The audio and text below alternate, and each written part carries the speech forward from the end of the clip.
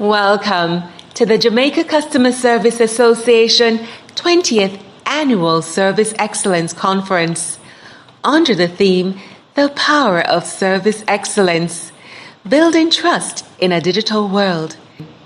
Stay plugged in, engaged, and embrace the power of service excellence, building trust in a digital world.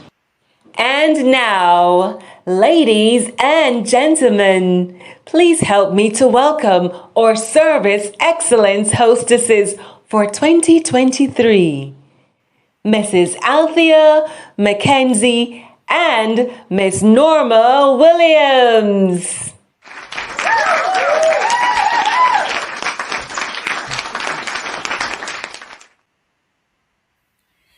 Good morning, ladies and gentlemen, and welcome to the Jamaica Customer Service Association JAXA Digital Conference 2023. The power of service excellence in building trust in a digital world. And just in case you're wondering which of the two ladies I am, I'm Althea Mackenzie, and I'll introduce you to Norma in just a bit. Ladies and gentlemen, over the next 2 days of the conference, we'll hear from a range of speakers. We'll have panel discussions. We'll interact with each other. We will network, and we will learn how to use the best techniques to ensure that in everything we do, we are using, exuding, and sharing excellent customer service.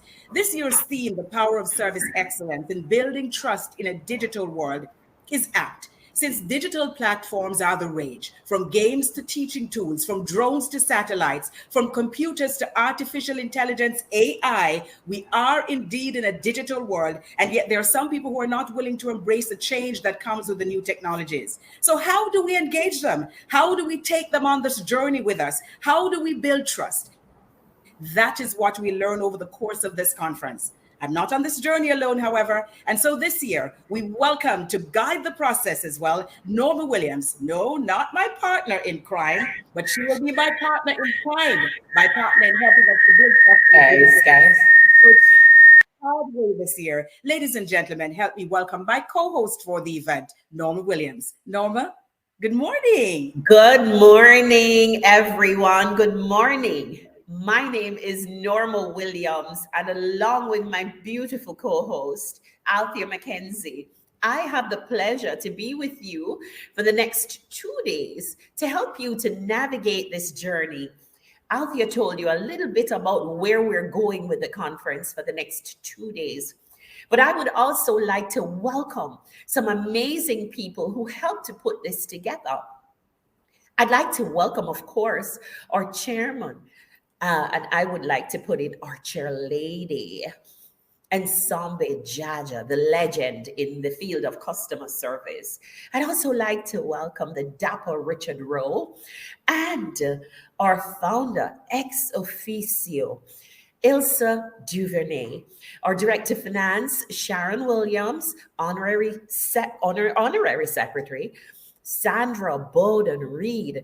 I'd also like to welcome Director, Sponsorship and Fundraising, Shirley Bridgman, Sponsorship and Fundraising as well, Marie Matthews. I'd like to also say a special big up to Yannick Grant, Claudine Allen, Pamela Richards Green, and Dr. Laney Oakley Williams. This is a team which is also supported by a wider team who came together to give us this amazing, amazing conference. Later on, we're going to talk a little bit about all our partners who helped to power this experience as we make that thrust into the digital world and build trust.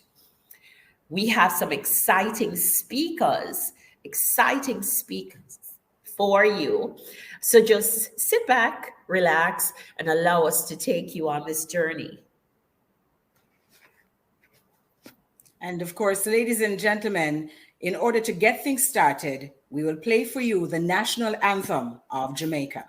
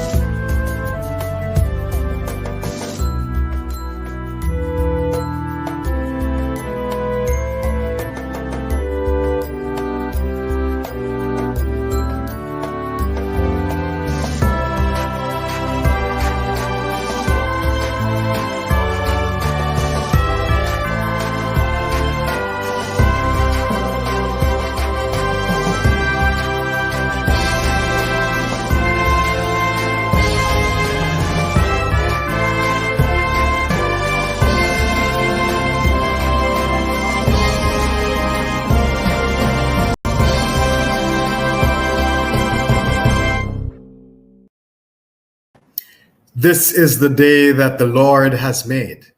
Let us rejoice. Let us be glad in this day. The fact that you are alive speaks powerfully to the fact that God has a purpose for you being alive. Let us go to God in prayer. Let us pray.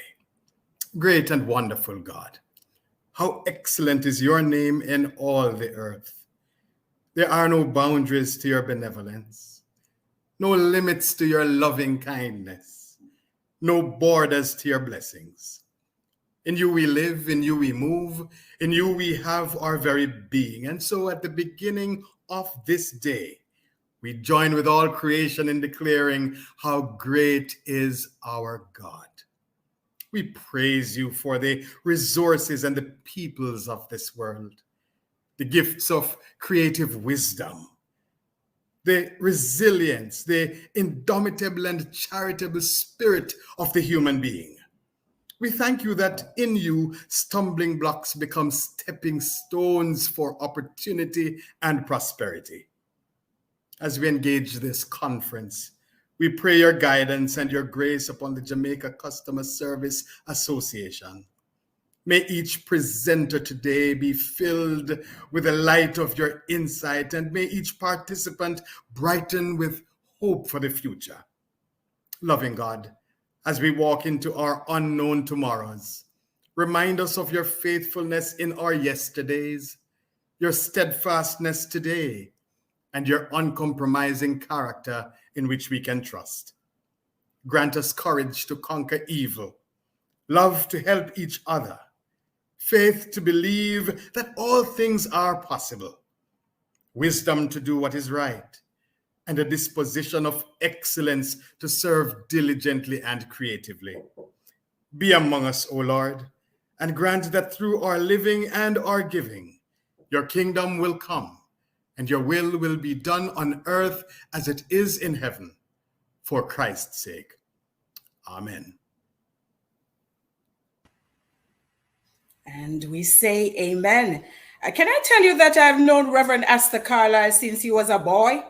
Yes, so yes, literally since he was a boy. Thank you. Fantastic job as always. Norma?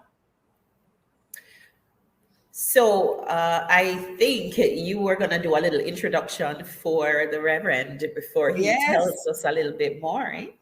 It's all right. I think he's like a national figure now. He is. He's an icon because the pastor's pastor, and absolutely fantastic in terms of his pastoral responsibilities as well as his counseling abilities. He is the darling of this kind of work in Jamaica at this time. And I would like to thank him as well. I'd really love to thank him because he's such a son of the soil. He doesn't know that I know he's from the cool hills of Manchester, Mount Olivet to be exact. And we are so pleased to have him to come to, pray blessings over our proceedings and just to bring his usual brilliance in the invocation. We are so blessed to have him. So, Reverend, thank you so much for just being with us this morning and for blessing us and for setting us on the right path and getting our feet where exactly in the direction that they should be. So, all right. So lots of activities for us to share with all of those who join us. And we're more than 1,000 strong. That is absolutely amazing. And what a start we got from Reverend Astor Carlyle. We'll be hearing from quite a number of individuals and organizations over the days that we're here. Because, of course, Norma, this is about inspiration. This is about motivation. This is about service excellence. This is about helping us to understand that we're all called upon to, as Albert Schweitzer says, serve each other. And the way we are called upon to do that is with excellence. And so lots of activities for us to share with you. I just want to recognize the presence of the Honorable Audrey Sewell, and she is the Cabinet Secretary and the most senior policy advisor in the civil service. So absolutely fantastic to have Mrs. Sewell and her team joining us over the next few days because, of course, we have a lot to learn and a lot to share with you all. Norma? Well, I really want to see the comment section get a little more busy out there. I really want our people over 1,000 strong to start to fill the comments with their energy and their vibes. I need to see some fire emojis.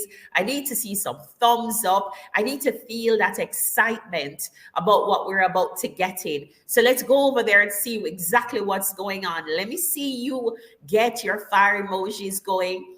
Get really excited about what's supposed to come here. So I think what we have next, as soon as we see the chat getting a little excited, we want to have our welcome message right out there. All right, so let me introduce who is going to do that formal welcome, because Norma, when you go into somebody's house, when we enter someone's house, it is customary for one or more of the occupants therein to greet us. So we're in the JAXA domain, and so it is fitting that to formally welcome us to this year's conference, we have, Norma described him earlier as the dapper Richard Rowe. He's one of the most hardworking individuals that I have ever met in my life. He's a deputy chairman of JAXA and a gentleman who has been working in the trenches to try to ensure that those of us who need to get that message understand that service excellence is important. Ladies and gentlemen, please welcome us all formally, Richard Rowe, Deputy Chairman rather, of JAXA. Richard. Thank you. Thank you very much, Althea.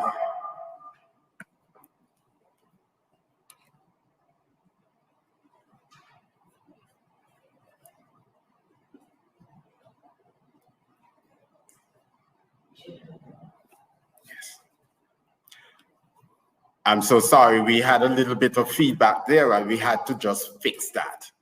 Masters of Ceremonies, Althea Mackenzie and Norma Williams, Reverend Astor Carlyle, the Honorable Edmund Bartlett, our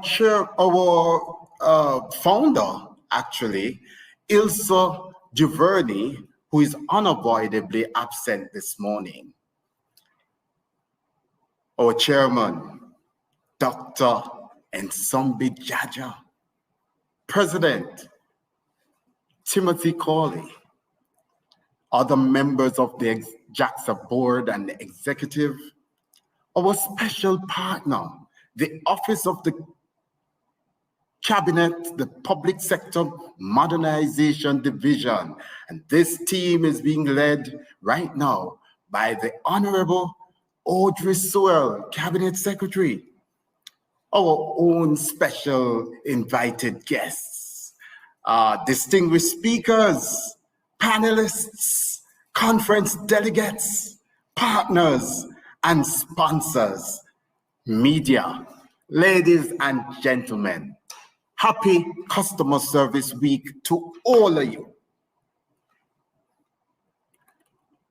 It was John 12 Hawkes who said, anyone who steps back for a minute and observe our modern digital world might conclude that we have destroyed our privacy in exchange for convenience and false security.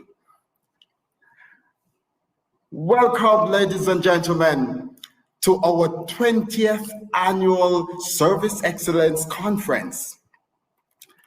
And this year, our conference is being observed under the theme, The Power of Service Excellence, Building Trust in a Digital World. So this morning, I am sure you would have had some questions on your mind. Let me share a few of them with you. Aren't we living in a rapidly evolving digital world?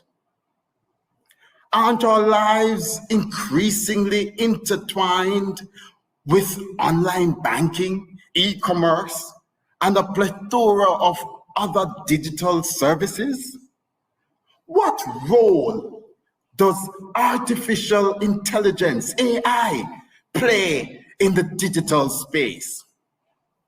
Aren't you feeling, bombarded with new challenges like trust, like cybercrimes, data privacy, and system malfunctions?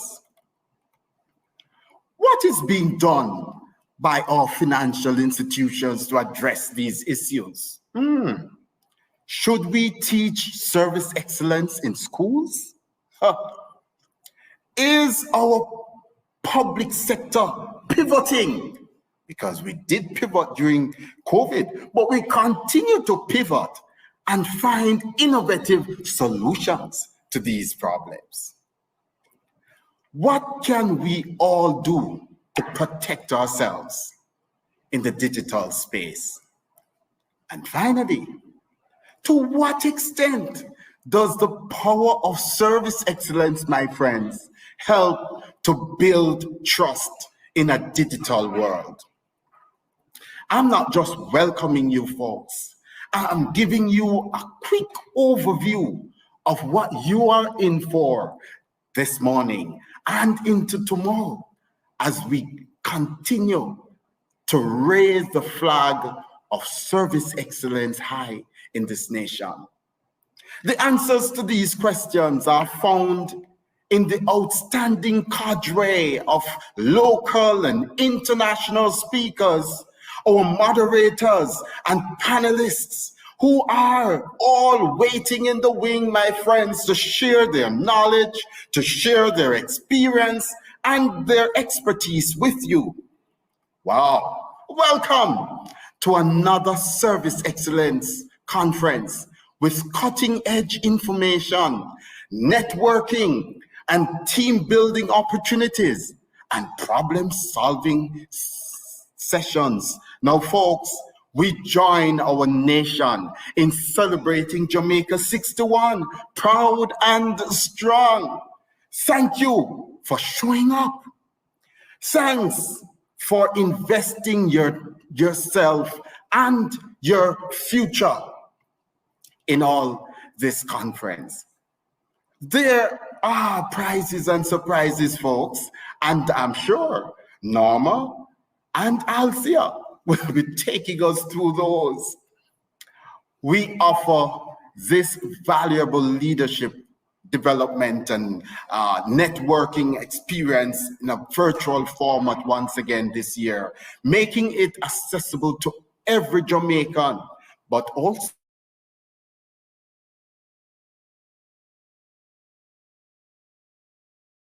AXA and Cabinet Office team members who have volunteered their time and their services to make this conference a reality. Thanks also to all our partners and our sponsors for making this possible. Thanks to you for joining us from wherever you are in the world today. Fasten your seatbelts, folks. Flight 2023 is ready for takeoff. And our co-captains, Althea Mackenzie and Norma Williams, are both taking us there.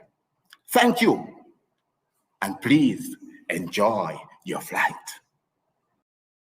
Thank you so very much, Richard Rowe. Just have to love Richard and that energy that he brings. So it's not just about how dapper he looks. It's also about that energy that we hope that we're all feeding off this morning. What an absolutely fantastic welcome to what we know is going to be an amazing experience over the next few days. Ladies and gentlemen, we're moving along because we want to ensure that we give you the best of what we have to offer here and do it in a timely fashion. And so we're going to introduce to you our next speaker.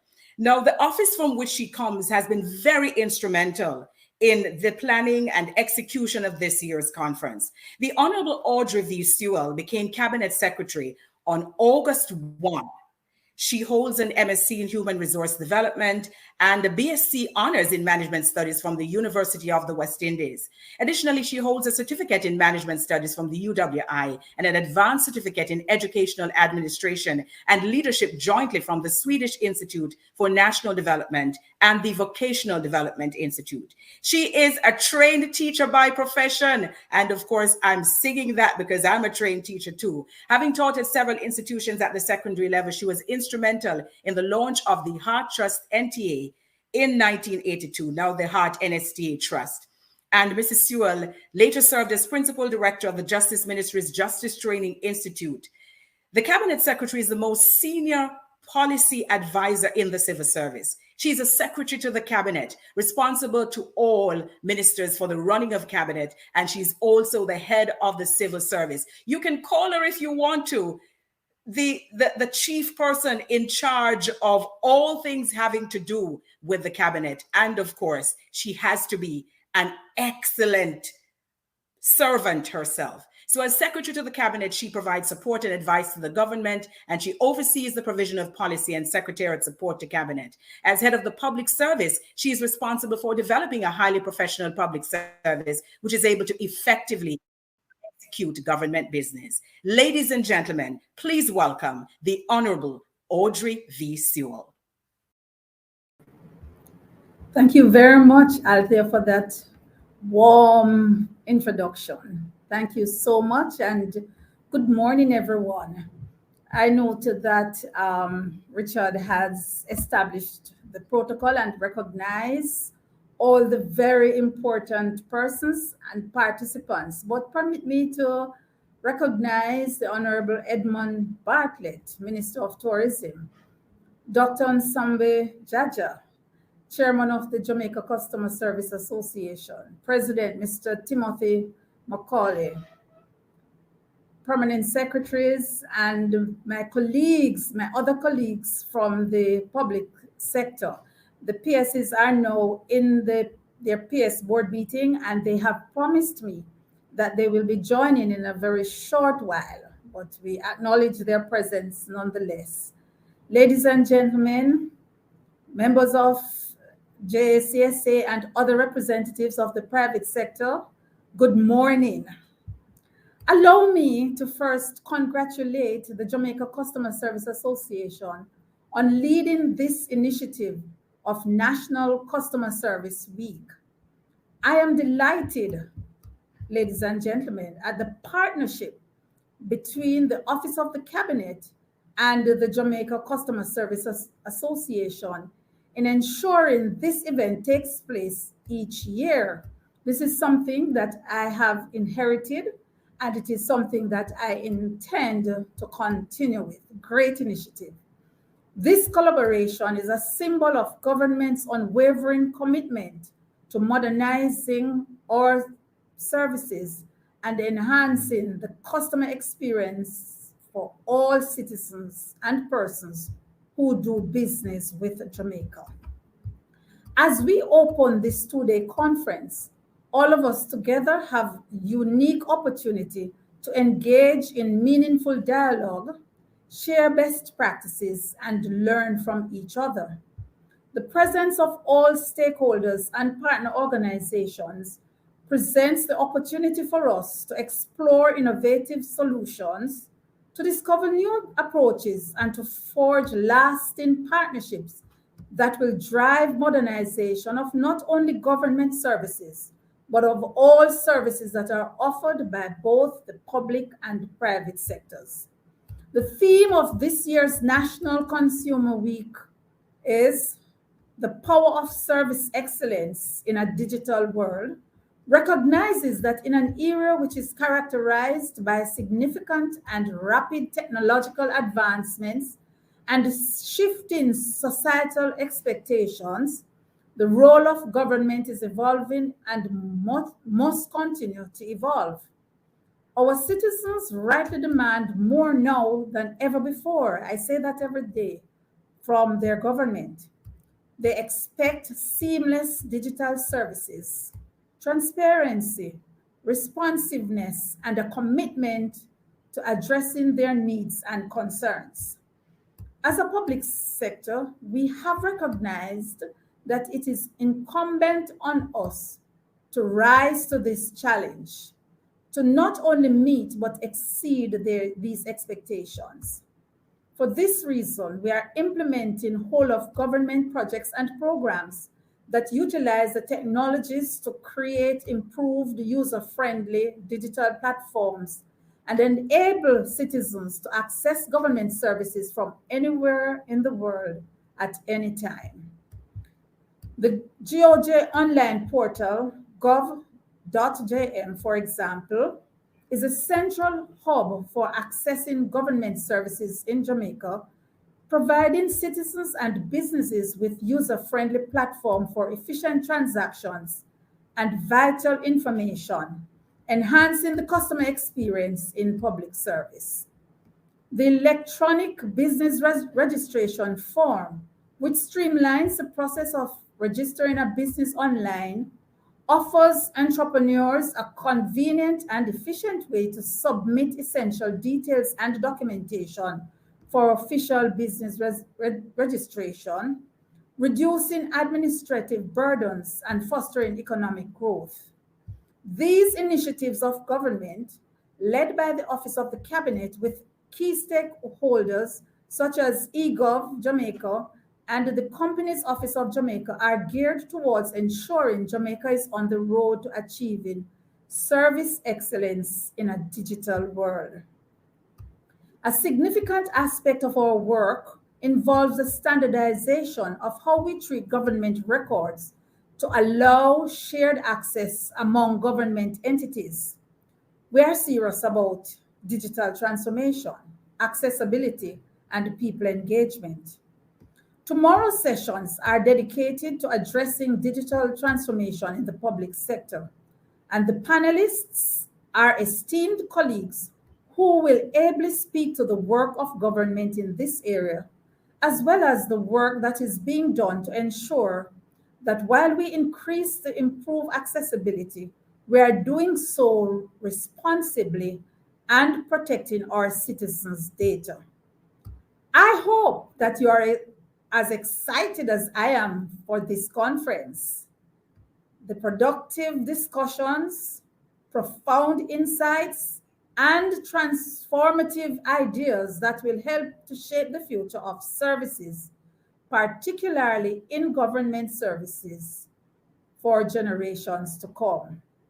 Let us make this conference a true success. Do enjoy, learn as much as you can, and transfer the learning to on the job, because that is a true measure of success. I thank you all.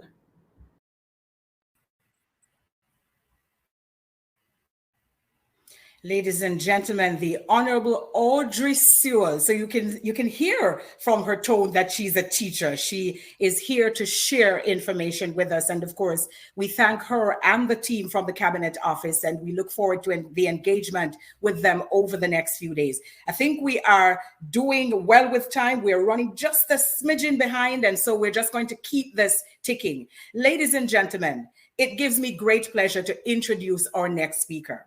Dr. Nsambi Jaja is a trainer's trainer, the consummate trainer.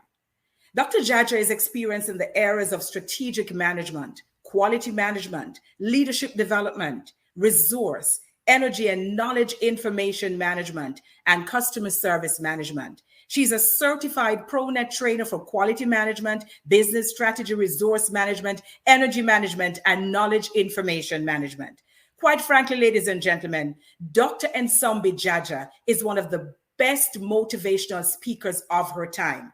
And JAXA benefits from her immense gifts and talents. And for more than 20 years, Nsambi has worked with the leadership teams of client organizations, assisting them with strategic management, quality management, customer care, and change management. And boy, do we ever need some change management. Ladies and gentlemen, please welcome to address us the Chairman of JAXA, Dr. Nsambi Jaja. Althea, my hostess, I thank you for this warm introduction. And we have two hostesses this year, folks. We really have been stepping it up so that we have a change. It's like when you go to Disney. Every time you go to Disney, there's a wow factor. And so today, for our conference 2023, we are creating a wow factor for you in terms of our hostesses and the giveaways and all the things that we have in store for you. So protocol having been observed, I am going to ask your indulgence as I recognize Honorable Audrey Sewell. She is such an amazing human being. I have known her for decades. I have worked with her for decades. And this is a timeless, authentic person who is now leading our public sector. Thank you, Honorable Sewell, for your support in making this a success. And I'd like to recognize also our special partners and sponsors, delegates and participants. I greet you well with love and appreciation. I consider it an honor and a privilege to chair this amazing organization and to bring opening remarks on behalf of the selfless, committed, and dedicated, hardworking team members. Our theme this year is the power of service excellence, building trust in a digital world. The team members thought long and hard about this theme, which went through several iterations for us to arrive at this final theme. We know we are divinely inspired because of the way this conference has evolved and the way the Lord has brought his people together, speakers, sponsors, moderators, hostesses, and participants. Folks, this work is way more than all of us put together. This is God's work that he has called us to do in raising the bar of service excellence in this beautiful country we call home, Jamaica.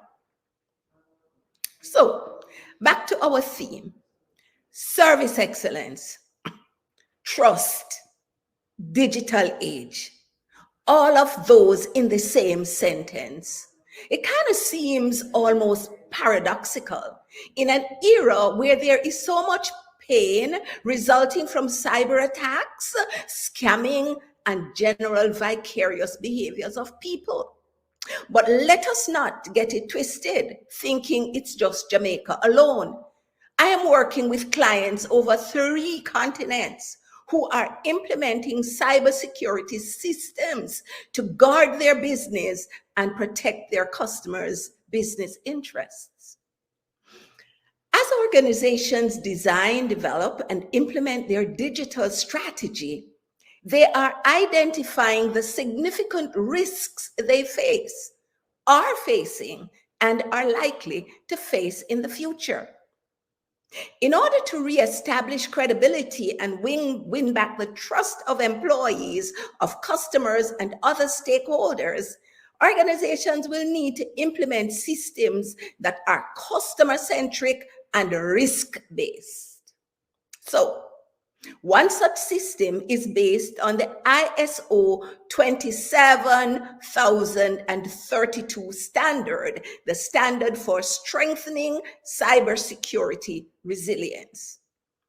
I'm not promoting this standard, but as one trained and socialized in the standards environment, I recognize the value of systems that are based on internationally recognized standards. Now, this particular standard, ISO 27032, is based on 5 key pillars: collaboration, risk management, incident response, legal and regulatory compliance, as well as ethical behavior. The key to this standard is the fact that it requires leadership commitment and buy-in. An organization can get its systems certified to this standard. And what it does, it builds resiliency in key business processes that keep the lights on in the business. It is an internationally recognized standard that safeguards our digital transformation. Today and tomorrow, thought leaders in various sectors, private and public, will address the issue of service excellence and trust as they roll out their digital strategy. The aim is to provide assurance to the public, all stakeholders, that it is safe doing business with them. They are using a tried and proven method and approaches to build resiliency in their systems, taking into consideration the needs and the welfare of customers, employees, and other stakeholders. They are doing this on a foundation of service excellence. And the organizations are doing this because trust, the trust of stakeholders, is important. And they believe implicitly in the power of service excellence in building trust in this digital world. So thanks to all the speakers who have made the time and the effort and commitment to share with our audience of over 1,000 participants. Thank you, partners. Office of the Cabinet, RGR Gleaner Communications Group, Gold sponsors, NCB, JPS, Tourism Enhancement Fund, and Heart Trust, NSTA. Silver sponsors, NHT, VM Group, Administrator General's Department, And bronze sponsors, JMMB, Ashepre, also known as Jaja Culinary Services, Burt's Auto, and the Guardian Group. This conference could not be possible without the tireless effort of the JAXA board and executives. You have gone beyond the call of duty, and you have responded well to the stretched goals and the high standards that were required of you. I appreciate the sacrifices, and I know that at the end of this, you will rejoice in the goodness of God who has brought us through and blessed us with success. Let us celebrate and support each other as we strive to use the power of service excellence to build trust in this digital world. Blessings in overflow on all of you today and always. Thank you so much. Let's enjoy. Well, I just want to say thank you to our chairman, who, again, as I said earlier, is a legend in this world of customer service. She is known all over Jamaica, and I dare say all over the world. So thank you so much for your comments.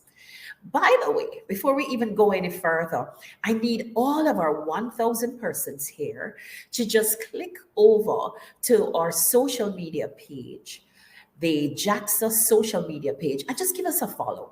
Get the page going. Now, guess who we have? We have our director of conference and sponsorship, Miss Shirley Bridgman. Now, Miss Bridgman, in her daytime job, she is actually the vice president at the Guardian Group. And because she and I also connected on the concept of customer service and customer experience, she is here with JAXA giving of herself. So, without further ado, over to you, Shirley. Thank you, Norma. Thank you. Our vibrant masters of ceremonies, Miss Norma Williams, Mrs. Althea Mackenzie, Reverend Asta Carlyle, the Honorable Edmund Bartlett, the Honorable Audrey Sewell, other distinguished guest speakers and panelists that are on, our valuable partners and sponsors, without whom this conference would not be possible, my hardworking JAXA team, esteemed conference delegates and participants from both the private and public sector. Ladies and gentlemen, good morning. This morning, the pleasure is mine to introduce my friend, the dynamic, energetic, digital guru, Leslie Lee Folk. Leslie is a name of legend in the business world. His revolutionary digital transformation strategies and expert knowledge are unrivaled, making him one of the most sought-after figures on Caribbean shores. His career spans over 20 years with experience in analytics, robotic process automation, and artificial intelligence.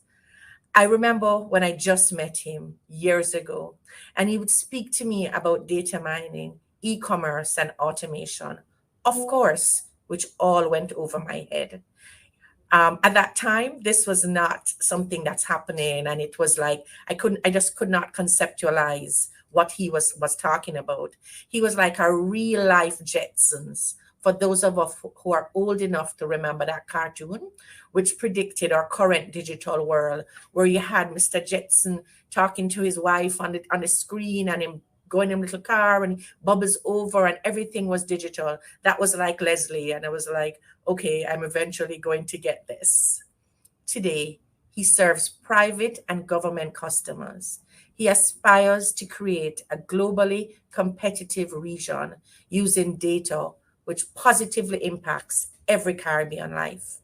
He was also named as an honorary speaker at the CTU's Prime Minister's Summit, which amassed over 100 leaders from across the nation. Leslie believes that we're all someday will become digital citizens. Even Shirley, he's gotten there, he's worked on me.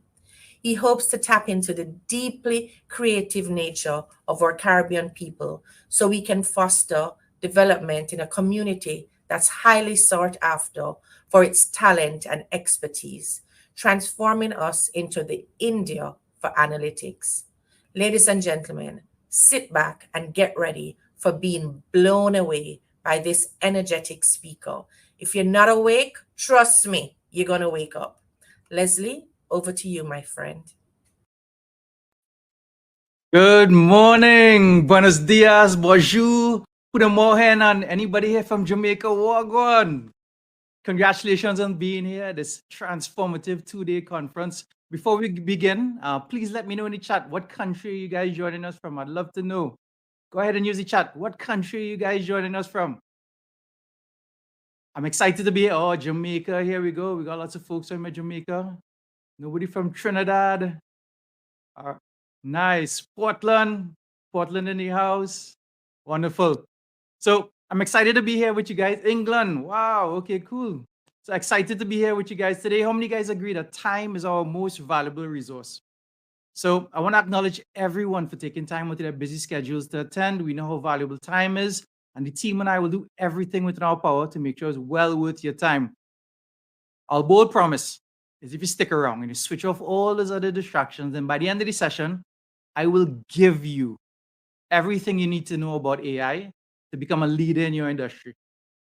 How many guys would love to become leaders? Give me a me in the chat if you want to be a leader in your own industry. Let me know. Beautiful.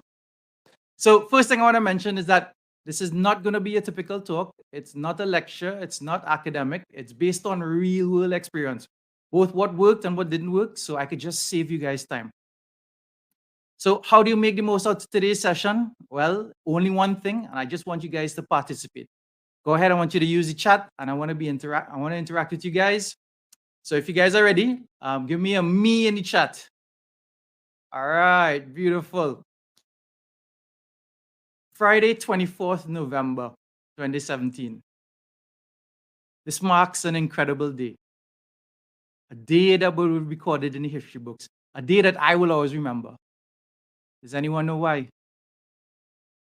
It was Black Friday, a holiday in some states, and it marks the start of the Christmas shopping season. But for one man, this was no ordinary Black Friday. On Black Friday 2017, Jeff Bezos, the CEO of Amazon, crossed $100 billion in net worth. He personally made $2.4 billion on Black Friday. To put that into perspective, one man made 1/6 the annual GDP of Jamaica in one day. And remember I mentioned it was a holiday? He did this without going to work, without leaving home, without even getting out his pajamas. Now, if you keep an eye on tech news, there's been more and more articles highlighting Amazon's initiatives like renewable energy, family shelters, and gender equality, and many other charitable activities. These all suggest Amazon is taking a strong position on ESG. And Amazon is known for its relentless focus on serving customers, even at the expense of near-term profits.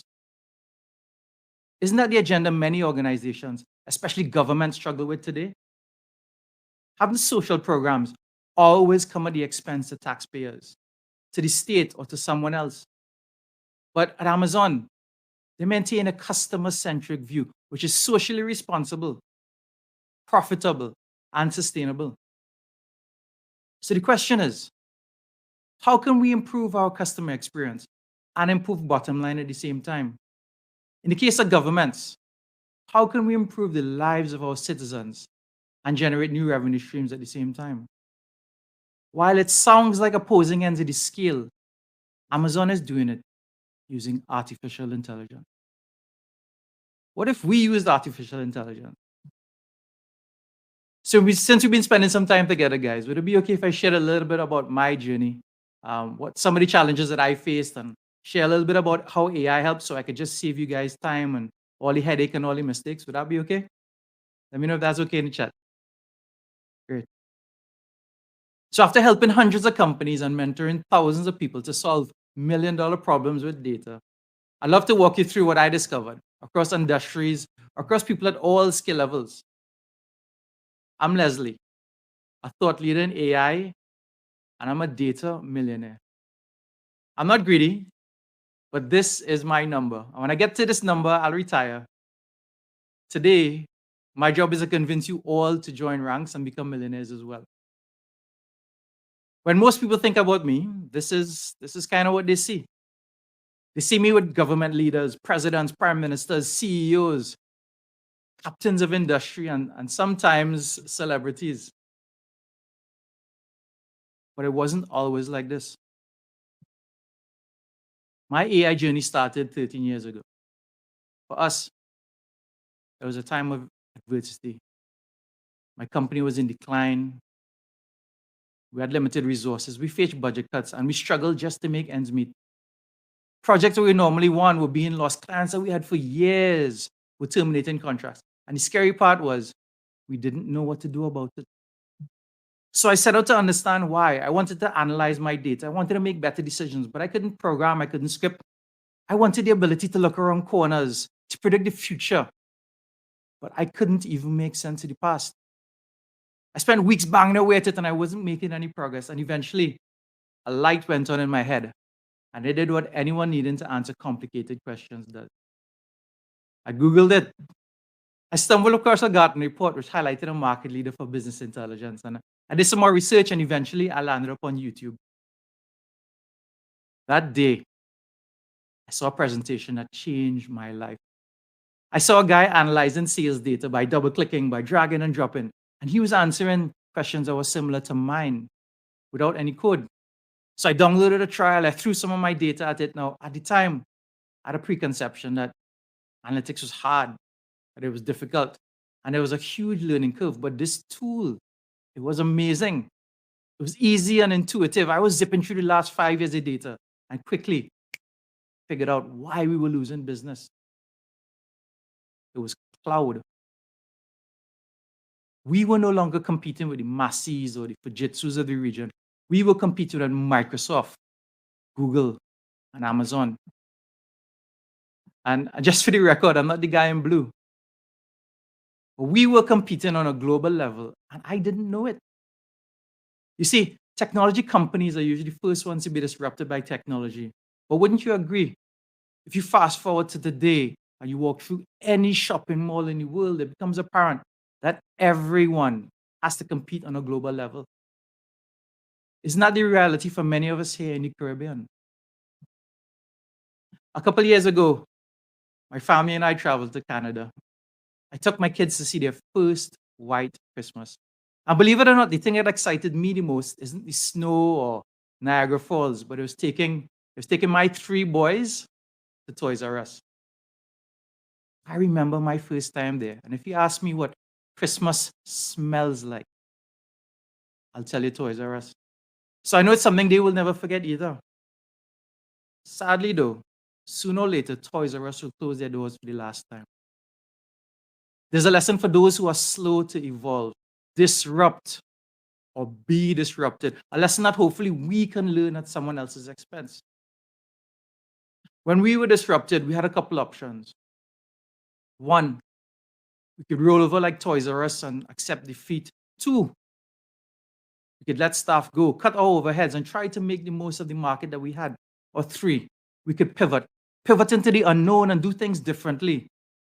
Our small size gave us agility. We had creativity, and we weren't going to throw in the towel. We sought abundance, and we took a conscious decision that no one will go home. We burned the ships. We learned to revel in discomfort. We reskilled, we upskilled, and we invested in our people. We leveraged technology heavily. We committed to continuous learning, and we remained hungry. We chose to be number one.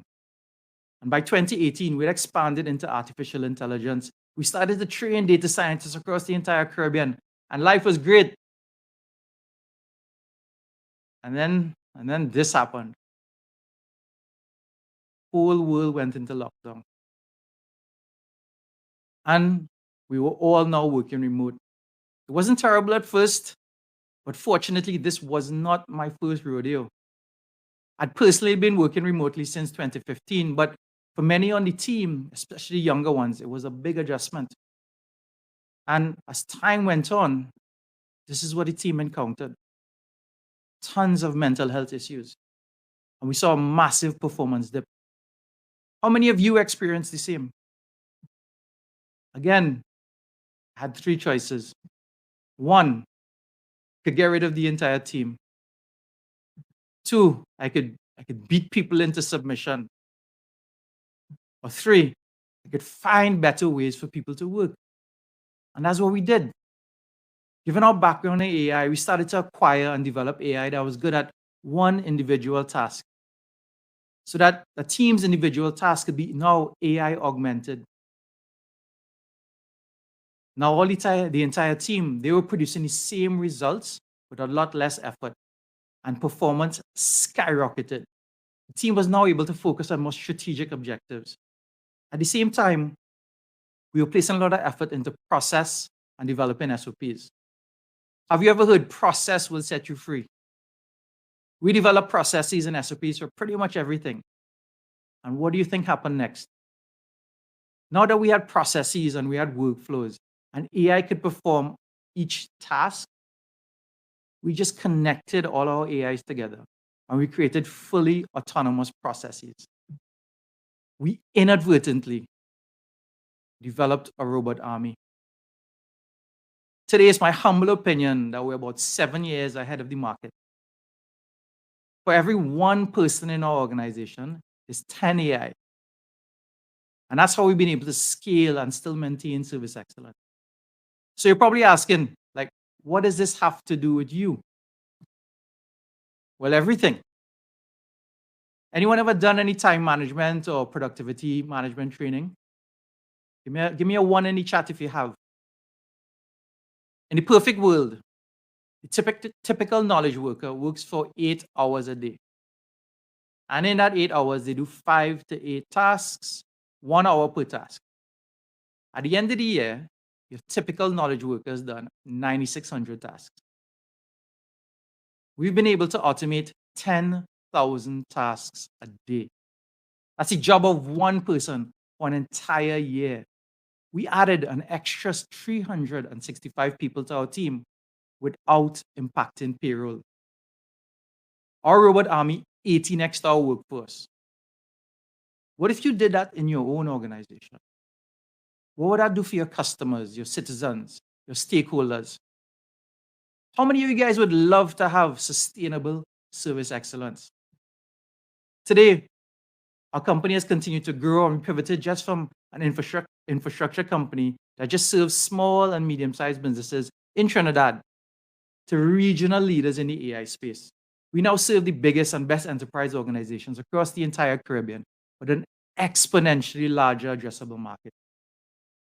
Recently, the same international firms that were eating our lunch years ago, they reached out and they all want to partner. I mentioned this not to brag, but to say if you want, this could be your story as well. Ask yourself, do you prefer to be the magnet or do you prefer to be the filings? My 3 big takeaways are: 1, AI, it isn't the future. It's here and it's here to stay.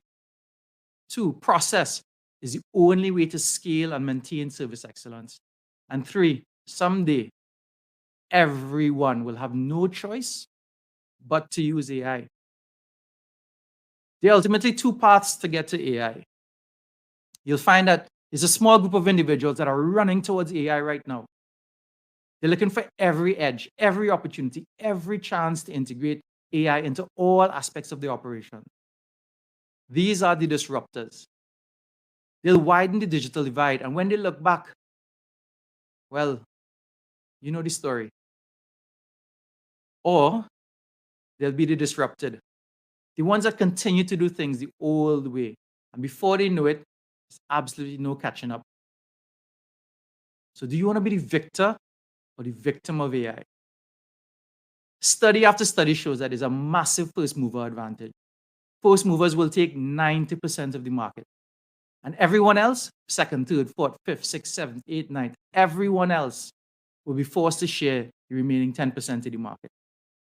And right now, there's a massive gold rush, and that's being created by AI. So you'll either be the first mover or you'll be the late adopter. Now, if you look at this table, on the left-hand side, you'll see Coca-Cola, you'll see Kellogg's, you'll see Amazon, and those have been amazing first movers. On the right-hand side, you'll see some other brands that you probably will never recognize. Brands that compete with them as well. Now, some of you are probably thinking, well, these are global brands. I'll never be a global brand. But did you know Coke was created in a little pharmacy? Did you know Kellogg's was a breakfast accident at a sanitarium? Did you know Amazon was created by a guy in his garage? So do you want to be a first mover or do you want to be a late adopter? So let's take a step back. What is AI? So think about AI like a super customer service agent. An agent that's always on duty, never takes a break, never gets tired, never gets sick, works 24 hours a day, 7 days a week, 365 days a year. So you as the customer, you can always get help. It's an agent that never forgets. It can remember every single customer interaction it ever had. It can remember every issue it ever encountered, every solution it ever provided across the entire organization. So you never need to repeat yourself. It's a lightning quick problem solver. It can process and analyze data, large amounts of data, very rapidly. It's able to identify issues and provide solutions in real time. So you don't need to wait for a solution. It's an eternal learner. It's continuously learning from every new input, from every feedback, and it's improving its performance so that it will never make a mistake twice. It's capable of handling complexity with ease. It's an expert at everything. So you never need to be transferred to our next department. It has unrivaled attention to detail. It's able to monitor, it's able to note customer behavior, their needs, and their preferences. So it can now be proactive and predict what a customer wants. It can predict customer needs even before they voiced it, so that you can have your problem solved before you know you have a problem. Now, there are many ways that AI can present new opportunities here to us. I'll just touch on 3. I'll even give you some examples of how it's being done right here in the Caribbean. Now, instead of talking about AI, guys, how many of you would love me to just show you some AI? Because everybody's talking about AI, but not many people are actually doing it. So let me know if you want me to show you. In Trinidad, we're about to launch an AI insurance claims bot. On average, how long do you think it takes for a vehicular accident insurance claim to be paid? Let me know in the chat. How many days does it take for an accident insurance claim to be paid? What if we could take, instead of days or weeks or months, what if we could do that in minutes? Let me share it with you guys. So guys, go ahead and use the chat. I will put in some information, but I'll ask you for some stuff here. So this is our AI robot. Now, typically the process for insurance claims is you get into an accident, you go down, you drive down to the insurance company, you get a paper form, you fill it out, you're missing some stuff, you go back home, you complete it, you drive back down to the insurance company, right? You submit your information, nobody calls you. A couple of weeks go by, you call them and they say, hey, you're missing some information. You need to get pictures, you need to get a quote, you need to get this. You go, you run around, you go get everything. You go, you drop it back in, right? Nobody calls you again. Months go by, weeks go by, days go by before you even get to the bottom of the claim. Does that sound about right? 3 to 6 months I'm seeing. 3 months, yeah, absolutely. What if you could do that in minutes? And that's what this robot will ultimately do. So I'll just use some random information here. So we've logged in. Welcome to the insurance claims bot. We respect your privacy. Privacy is important. Trust is important. Let's have a quick chat about your situation. Ready? Yes. First, I'll ask you a couple of questions about your claim. Can you provide your name? So I see Carlene is in the chat here. I'll go ahead. I'll use Carlene. All right. Hi, Carlene. So we're personalizing this stuff, right? Right. I'll just put in a policy number just for the sake of it. It's going to validate. It's going to take your name and it's going to validate it against the policy. Super. We're all set, Carlene. What type of claim? Anybody been in an auto accident recently? Let's try auto. So could you briefly describe the incident leading to the claim? So guys, give me an idea of an accident that happened recently. Give me an idea of location that it might have happened if you reported it to the police. Give me some details about a auto accident you've been in recently, and I'll just put it and I'll give it to the robot and they will process you quickly. So I see the chat is a little slow, but let's try this. All right, cool. Your TRN number, etc. Cool. Can you briefly describe the claim? So where were you driving? What time of the day? What were you doing? Go ahead and pop some information in the chat. Love to be able to catch some stuff. Okay, my sister. All right. Thank you, Doc. I'll take that and I'll just pop it into the chat. Oh, wait. The senior, thanks. Okay, cool. On King Street. All right, let's see. Good. Truck run into my back. All right, love it. Well, I don't love it. I apologize. Hope that wasn't okay. Let's see. So truck ran into my back. Right. Let's take that. Where did it happen? Let's see in the chat. On King Street. Cool. So now the robot is now emotionally intelligent. It's saying, hey, hope everybody is okay. When did it occur? Where did it occur? Right? So it's on King Street. Cool. Let's say yesterday at 10 a.m. Let's see. Cool. Were there any other parties involved? I would say yes, because a truck ran into you. Right? Let's say we uploaded our evidence, our photo, our whatever else we uploaded inside there. Let me get something small to upload. Cool. So that's a picture of the accident. Let's say for argument's sake, it's going to scan all your documents. It's going to read all your documents. Have you reported it to the police? Let's see. Photos dry. Okay, cool. I'll take some of that stuff. Beautiful. Nice. All right. Were there any other witnesses?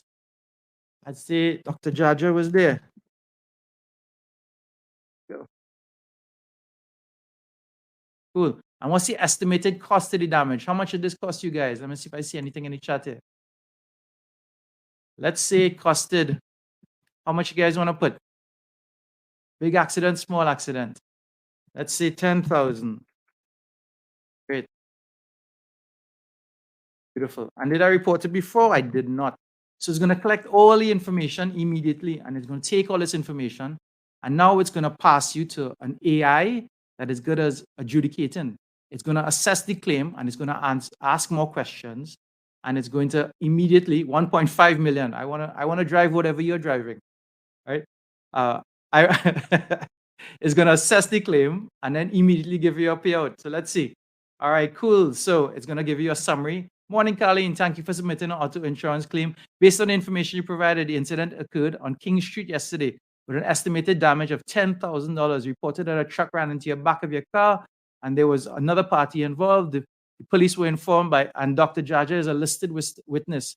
No prior claim reports regarding this issue have been filed. Does this effectively summarize your situation? Yes, it does. Cool. Next, I would appreciate it if you could describe the conditions occurred in the accident. Was it in a traffic zone, a residential area? Was there heavy traffic on? No. Any extenuating conditions? Anything that we should know about? Please take your time. So you see, it's going to ask you more details, right? I see 2 million. Oh, I wanna drive your vehicle. So I see somebody said dry road. So let's say, yes, it does. It was a dry road and we were at an intersection. Wonderful. Cool. Traffic zone, yeah. Guys, are you getting that this AI feels like a human being? Thank you for providing the details, Colleen. This information, it gives me a clear picture of the conditions surrounding your accident. Next, could you explain were any actions taken immediately after the incident, such as emergency services were called? Were there any parties staying on the scene, or if the photos were taken of the damage and surrounding area? Guys, do you see how quickly the AI could assess your claim? You could get paid out immediately. You don't need to wait months or you need to wait minutes, right? This is where AI is when it comes to customer service today. And while this is insurance, think about it, that this could work for any industry because we need customer service in every industry, but it's all process driven. We create AI experts and we tell them what process to follow. All right. How many guys are getting this? Wonderful. So this project will bring me about 1.4 million closer to my goal. Now, there's an obvious elephant in the room. You're probably wondering, will AI take my job? And the answer is, it depends. I'm going to share some numbers with you guys. In the next 5 years, 44% of workers' core skills, 44% of you here today, 1 in 2 almost, your core skills will need to change because of AI. In the next 5 years, 83 million jobs will be lost.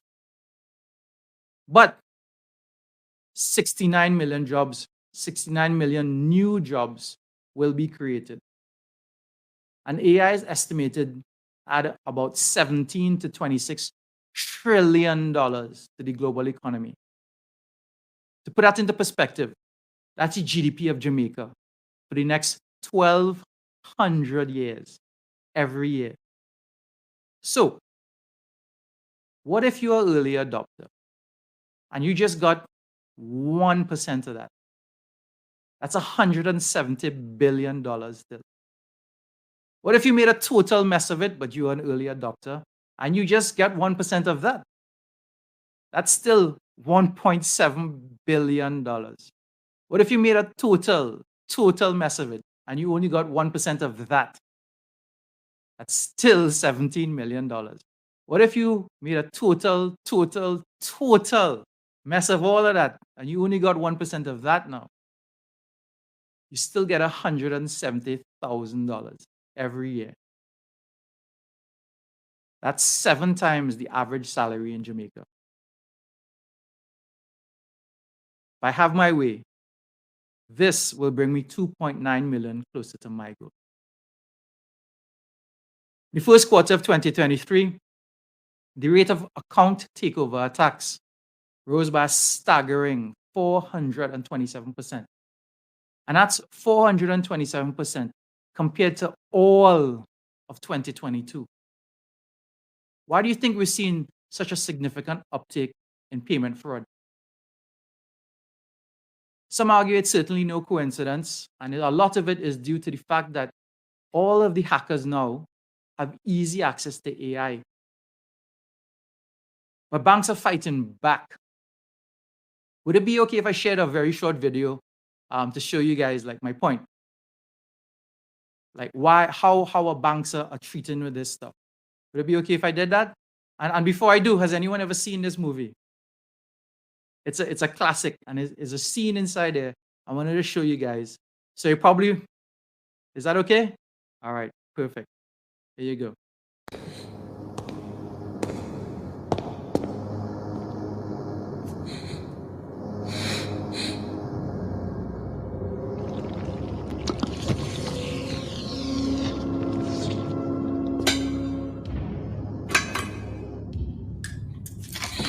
Go.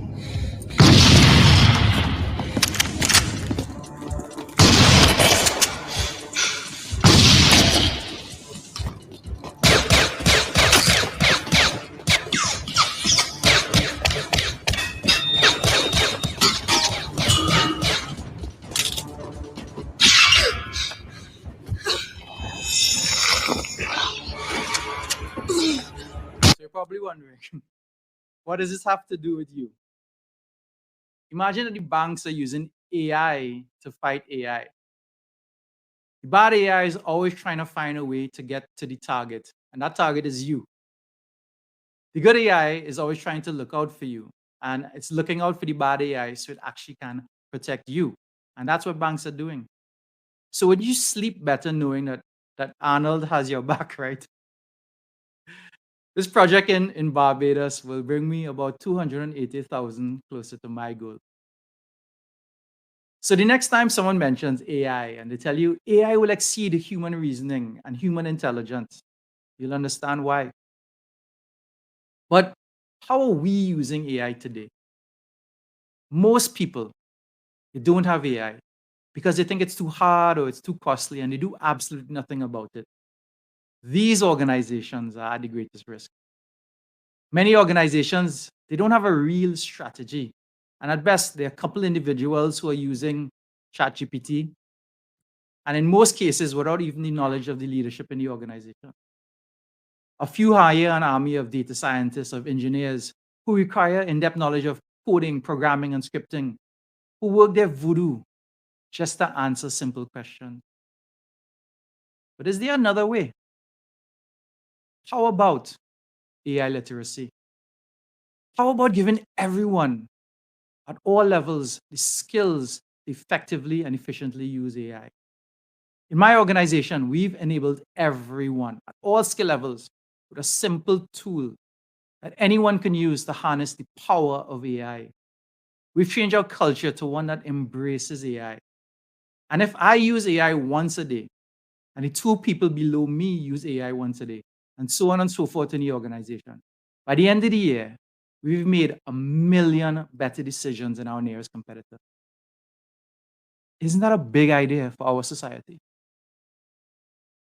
AI literacy is the new computer literacy.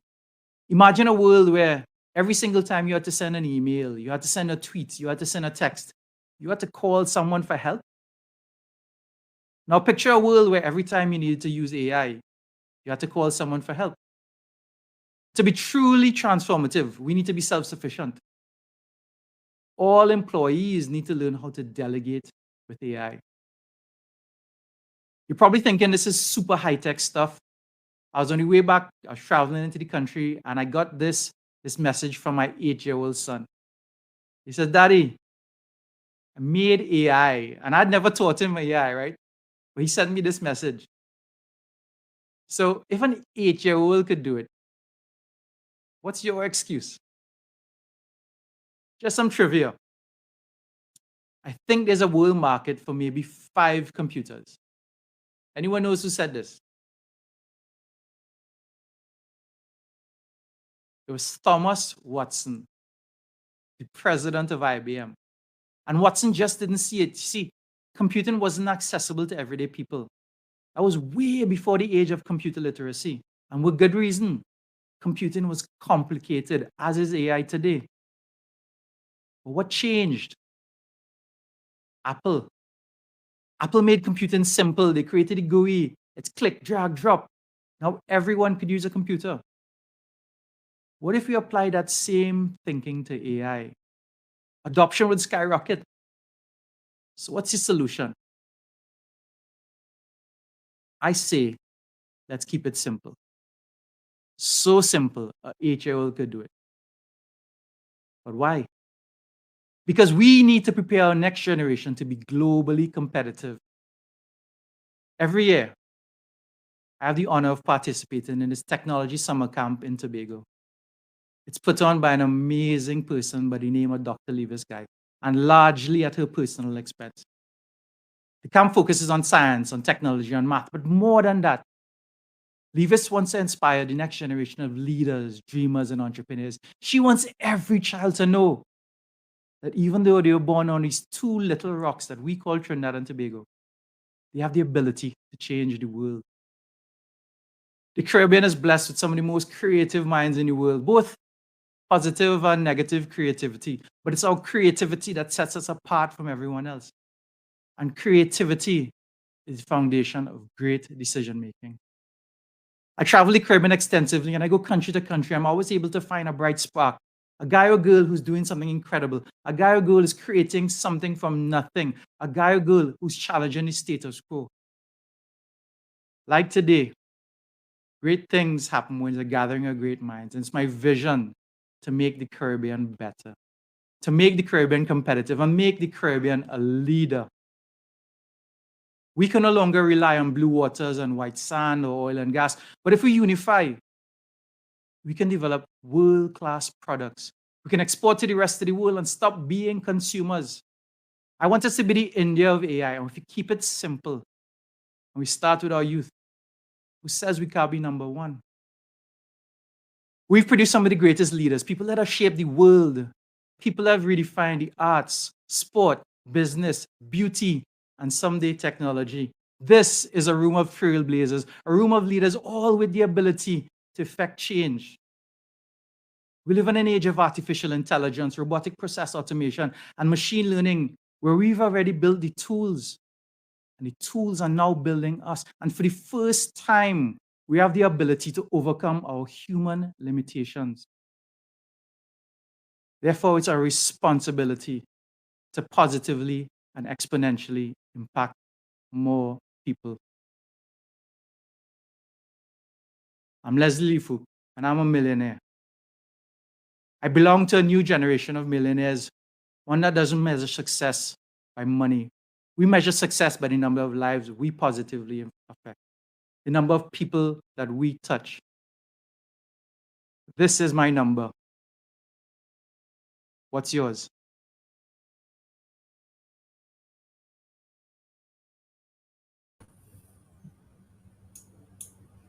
Wow. Just simply wow. Wasn't that thought provoking?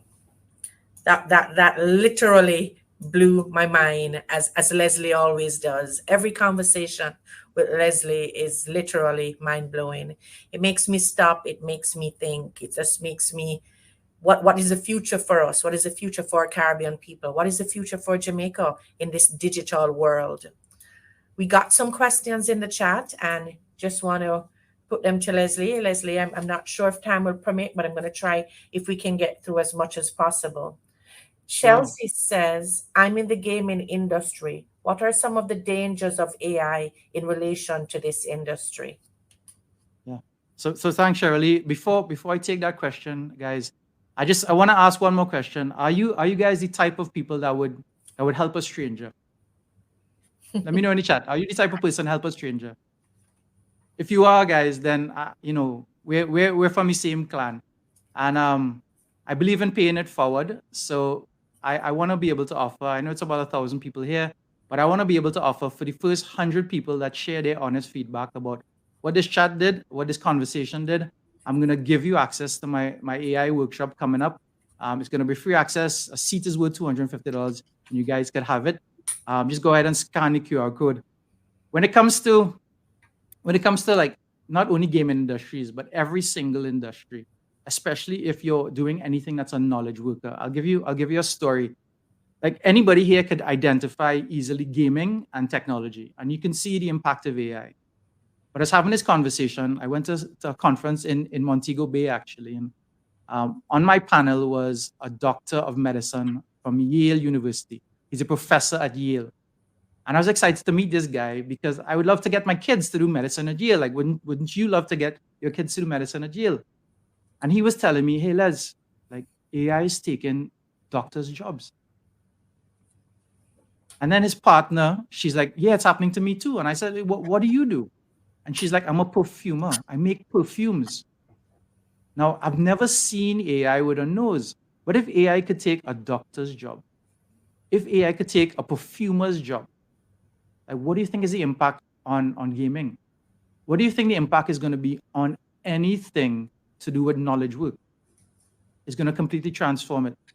In terms of who's safe, plumbers, electricians, not necessarily masons, because there's AI that does masonry already, but typically trades, right, are very, very, well, for now, they're safe industries, and AI is not going to have a short-term impact on them. Shirley? Okay, thank you. Thank you for that. Winsome wants to know, Mo Goddard is one of the leaders in the tech world. He has been speaking out about the dangers of AI. Can you speak to some of the challenges that they're warning us about? Yeah, so there are lots of challenges and there are lots of risks. And I could have a whole session. If you guys come to my workshop, I go in depth on the risks itself. Okay, Winsome, you're going to have to go to Leslie's workshop. But the biggest, Shirley, but the biggest risk is, like, it's the horse is already out of the stable. Like, if you don't do it, your competitor will do it. So I'm saying we're going to be forced to do it. So besides all of the risks themselves, the biggest risk is making yourself redundant if you don't take this thing seriously. Correct. Natasha is asking. Natasha was very vocal. I love it, Natasha. She participated. She had questions all along the way. But I think her main question is exactly the question you asked at the end. AI or automation is reducing the need for humans in many jobs. Are we facing a future of stagnant income and worsening equality? So from an equality perspective, there's opportunity again that this is going to widen the digital divide. So absolutely possible. But what we do here now, I want to make the Caribbean better. But one of my team members is based in New York, and he was sharing with a fellow New Yorker, like what he's doing, and the guy was blown away. There's still a very large part of the population that doesn't have any clue about AI. So we could actually take that first mover's advantage and move quickly ahead of everyone else. What's the first part of the question, Shirley? Is how AI and automation is reducing the need for people in many jobs. Right? Yeah. So the net impact is going to be 40 million lost jobs. So it's going to take jobs, it's also going to create jobs, right? But the population of the Caribbean, including Spanish-speaking Caribbean, is 45 million people. We are ripe for nearshoring services. Even if we lose jobs, if we're early to the game, then we will be part of that group that creates jobs. And I think the opportunity is absolutely amazing. I think this is the most transformative technological event of our lifetime. So basically, it's in our hands. If it's your choice, a game changer or choice instead of a late adopter. I think that also answered Sharika's question. How can we leverage AI usage and job security? I think we just answered that one. Shawnette wants to know more specifically, how can we do this? How can we get ourselves ready and be able to compete and so that we make the transformation in AI? Yep, absolutely. So there's one fundamental skill, and this new form of AI is called generative AI, and it's what I actually teach in the workshop. Is applicable to pretty much all AI across the board, and it's your ability to delegate tasks to AI. It's your ability to ask, and that's what my 8-year-old he was doing on his own. He was figuring out how to speak to AI to get exactly what he wants. I mean, I left my office the other day. He came into my office, and I saw him. He was using an AI system that we have to find names for our dog, our puppy that we just got. He's 8 years old. So the threshold to get there is pretty low, but once you have that core skill, you could use that skill in every single solution that's coming out today. Okay, thank you.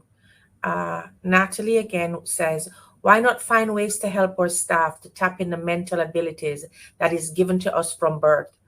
We can be super if we want without being robotic. Absolutely. But so I agree with you. That's 100%. So let the robots do the robotic jobs. Now, some of this new AI is replacing some level of creativity, but true human creativity cannot be captured by a machine just yet. What this will do, it will help you use AI, it'll help you use automation to replace fairly mundane things. And that's what we did with my team. So while we use AI heavily in our organization, I have more business, I have more opportunity, and I'm growing my team actually. But everybody who comes in on my team, they need to have an AI first mindset. In fact, the baseline is if you're not using AI for your job, you are underperforming. Got that. Ravardo, he says, talk to them, Leslie. He's bigging up Leslie, big up. How do we teach this in our schools? I mean, right now, I think most of our school programs, they are using the old way. He's asking, how do we get this in our schools? How do we transform our community to understand their needs to be a balance between human interactions and AI? Yeah, absolutely. And I think it's, I mean, this is going to be a little embarrassing. And in A-levels, my results for A-levels was COXX, was Cox. I got 2 X's. I don't know if you guys even know you could get an X. What is an X? No, Leslie, you don't know what is an X. X is absent, Shirley. We'll have to share a red stripe and I'll give you the whole story. But I failed the A-levels, right? Because the way that I learned wasn't the way that I was taught, right? Because I never was able to connect what was happening in the real world with what I learned in school. But that's what I do with my kids today. Everything that they do. So my son, who's 8 years old, my youngest, I'm always showing him how we could apply this stuff. Like if you guys have kids, all of your kids want to be YouTubers. So I'm actually pushing him in my direction. He wants to do YouTube. Well, he has to get a camera. He has to go on speaker on camera. He has to get comfortable with all that stuff. These are the skills, oddly as it sounds, these are the skills that are going to make people wildly successful in life later on. So even the stuff that we learn in school needs to change and transform, but making those things relevant so they can be applied immediately, that's what works for me. I don't declare to have all the answers. Okay. I think we're time is catching up on us. I'm going to do two more. Sonia, I think you can reach out to us and we will give you Leslie's contacts. Sonia wants you to make a presentation in Jamaica. We'll definitely give you Leslie's contact. Danielle is saying there are a few AI governance certifications popping up now, and she has suggested one. She said IAPP. Are you aware of it, and is it worth the investment? Yeah, so there are tons of certification popping up. Beyond the certification, what I would recommend is keeping an eye on the legislation. Firstly, the legislation is pretty new. The only piece of legislation that's really has any legs is the AI Act. It's being born in the EU, so similar to GDPR years and years ago. So keep an eye on the AI Act, and then if there's anything that complies with the standards of the AI Act, I would say go for it. Okay, last question, Leslie. I'm going to put these two questions in one. Karine wants to know what are some of the jobs to be impacted, and Diane wants to know what additional jobs will be created from AI. Sure. So what jobs will be impacted? Any knowledge work. If there's anything that you sit at a computer and do, if there's anything that you do on your tablet, on your phone, all of those things could be impacted. Whether it's creating music, whether it's creating art, any job or function that is repetitive or even creative will be impacted. Right? What are the jobs of the future? It's going to be a lot of AI delegation. Like this stuff that I told you about AI delegation is a big deal. So there are jobs popping up. It's called prompt engineering. A prompt engineer at OpenAI makes $1 million. All they do is they create language that speaks to AI, and it's English. It's English based. It's not coding. It's not programming. It's English based, but it's crafted in a way that gets the most out of the AI. $1 million. That job didn't exist 3 years ago. Wow. And it's going to evolve every single day. Wow. Well, Leslie, you have certainly opened our minds. You have certainly put us in the direction of the future. Thank you. We don't know how else to say thank you in a real Jamaica way, like thank you, like we're blessed. Can we see those emojis? I mean, we know him come from Trinidad, but I think we can adopt him. See some emojis, just bigging him up and thanking him. Thank you for reminding us. Are we going to be slow to evolve? Are we going to disrupt? Are we going to pivot and do things differently? Will we be the next data scientists? Will we use the process to set us free and stop thinking, is it going to hold us back? Is it going to stop us from getting jobs? Ultimately, we do have to go to AI. Will we be the first mover or the late adopters? Thank you for letting us see that we can have a problem, but we can use AI to solve it. And just how easy it is to use AI. Instead of spending days, it can now be minutes, possible seconds. Thank you for letting us know that we can delegate things to AI. And just to assure you, Leslie, that you have JAXA's support, and I'm sure most persons here, if not all persons, to becoming data citizens so that we can globally compete. And yes, we all will help a stranger.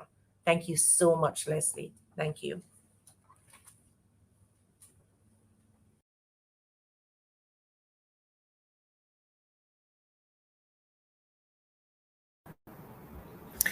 How awesome was that? How amazing was that? I myself, I learned so much. It really took us to a place where we understand AI. We understand exactly where we need to go. And we also know that, listen, if we don't get with it, it's going to get rid of us. So thank you so much, our Trini brother Leslie. We love and appreciate you for taking the time to come and to share with us. Right now, I think we're throwing to our sponsors greeting. And with our sponsors greeting, we should have our partner from NCB, Ms. Naja Peterkin. And immediately after Naja, we will have a video from our JPS, one of our gold. Now, listen, let me tell everybody here something. I need you all to get on the NCB and JPS socials and give them a follow, because without them, we would not be where we are. So we need to support those who support us.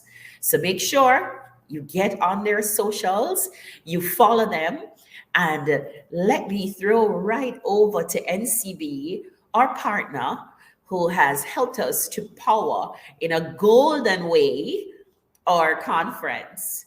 Over to you, Ms. Peterkin. Thank you, Norma. And good morning, good morning, good morning. I love that. Yes, please go over to our socials and big us up. God knows we could do with some of that bigging up today. So it's our pleasure to be a part of the Power of Service Excellence Conference. As we say, Happy Customer Service Week from us at NCB Financial Group. And let me just get into the remarks. In an era where digital advancements are rapidly reshaping our world, NCB remains committed to service excellence, regardless of where we meet our customers. While our customers now have access to a multitude of digital channels from GoIPO, Wealth Connect, and even our comprehensive NCB mobile app, our dedication goes beyond just providing these platforms. We strive for each interaction to be seamless, meaningful, and underlined by trust. It is important to note that in this world of digital fraud, it's actually quite prevalent here in Jamaica. I heard a speaker mention it before. Some of our customers remain apprehensive about the digital channels. We recognize the concern, and in response, we're keen on educating and empowering our customers to protect themselves and navigate the digital space safely, because it's here to stay. You might have already seen our new campaign, Don't Fall for Fraud.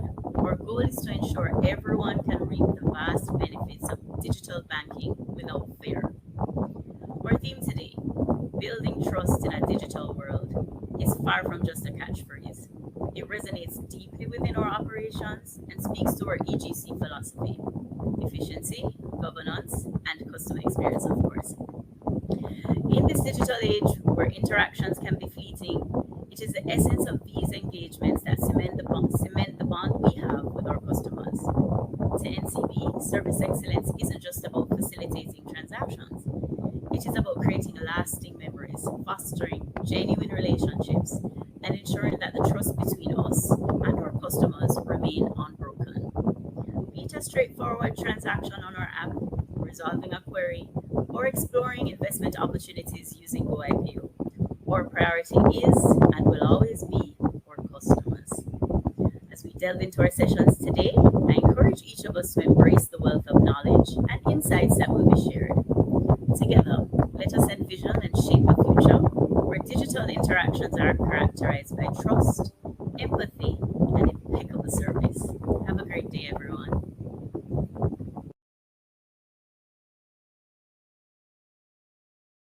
Distinguished guests, fellow service excellence enthusiasts, good day. It's both my honor and privilege to share with you today as we gather for the 20th Annual Service Excellence Conference that's presented by the Jamaica Customer Service Association. Now, this is a milestone event. It's a celebration of our dedication to service excellence.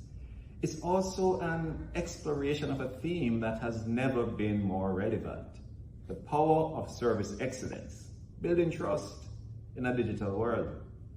Service excellence in this context has taken on a whole new dimension. It's not just about providing exemplary customer service. It's about becoming the custodians of trust in a world where faceless interactions are increasingly common. At JPS, we have been transforming digitally. We're meeting our customers' need for more choice and control through our mobile app, through web chat, through social media, and also through emails. We are cognizant that trust is a cornerstone of any successful relationship, and this holds true for the relationships between businesses and customers. In a digital world where face-to-face interactions are becoming fewer, it is the power of service excellence that bridges the gap, that instills trust and fosters long-term relationships. Building trust in a digital world also means that we have a right and a responsibility to safeguard customers' data, their privacy and their security. It means being transparent about how we use the information entrusted to us, and we have to be very diligent in protecting it. Trust can be shattered in an instant through data breaches or privacy violations, making it paramount that we maintain the highest ethical standards in all of our digital interactions. Now, as we delve into the discussions, into the workshops and presentations over the course of this conference, let us remember that we're not just participants. We are custodians of trust, ambassadors of service excellence in a digital age. We have the power to shape the future of customer relationships, the power to redefine what it means to provide outstanding service and to build trust even in the most digital of worlds. In conclusion, I want to express my deep appreciation to all of us for our unwavering commitment to service excellence. Let us embrace this theme with open minds, let us engage in meaningful discussions, and let us leave here inspired to make a difference. Thank you. Let's embark on this journey of exploration and enlightenment over the coming days.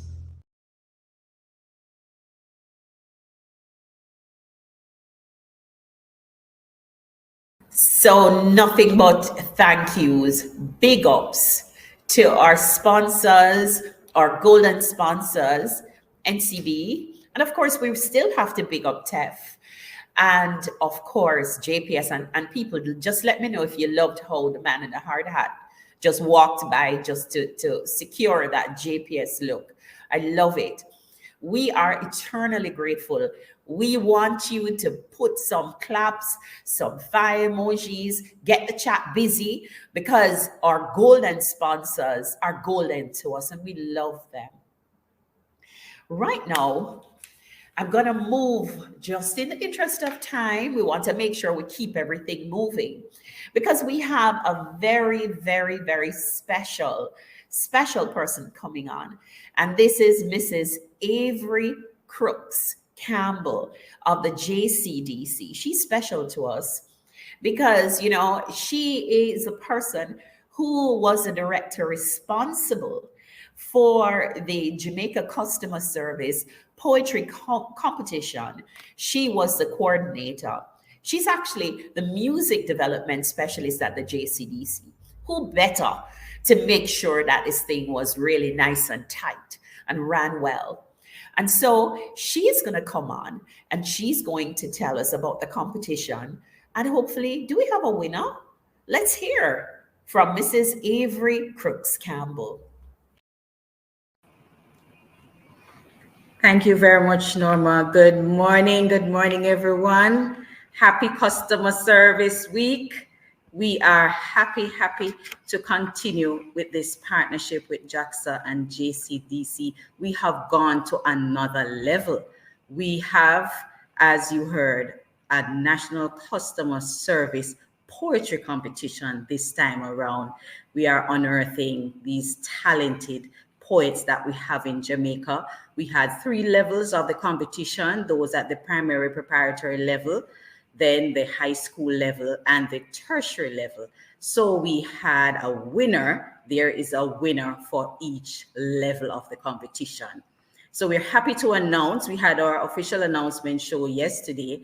We are happy to tell everyone here at the conference that our primary preparatory school winner is Miss Ngozi Wright, Little Miss Ngozi Wright. She attends the Jessie Ripoll Primary. Isn't that awesome? She wrote a poem entitled We Deserve It.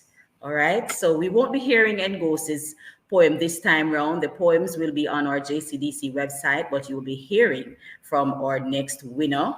He is Rajay Smith. This is our high school winner. Rajay attends St. George's College. I know the entire school is proud of him. Rajay Smith of St. George's College, and he wrote a poem in the digital realm.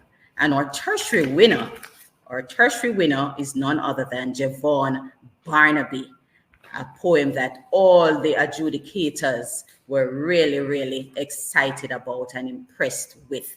And just to let you know, our primary school winner will get for herself $20,000 in cash, along with a trophy and a certificate.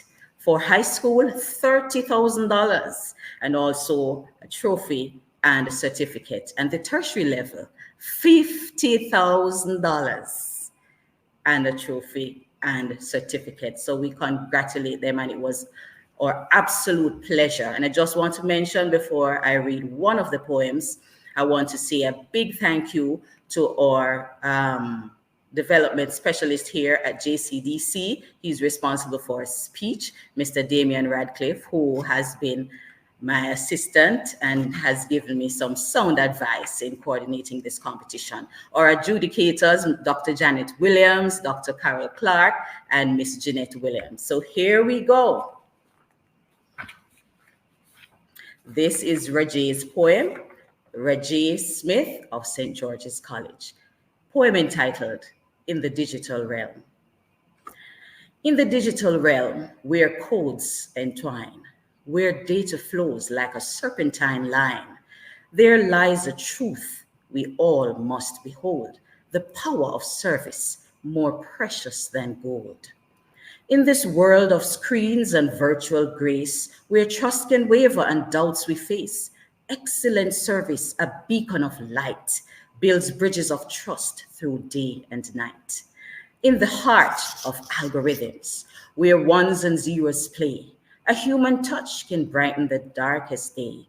Service excellence, a promise we uphold in this digital world where stories are told. When glitches disrupt and errors arise, service excellence shines like stars in the skies.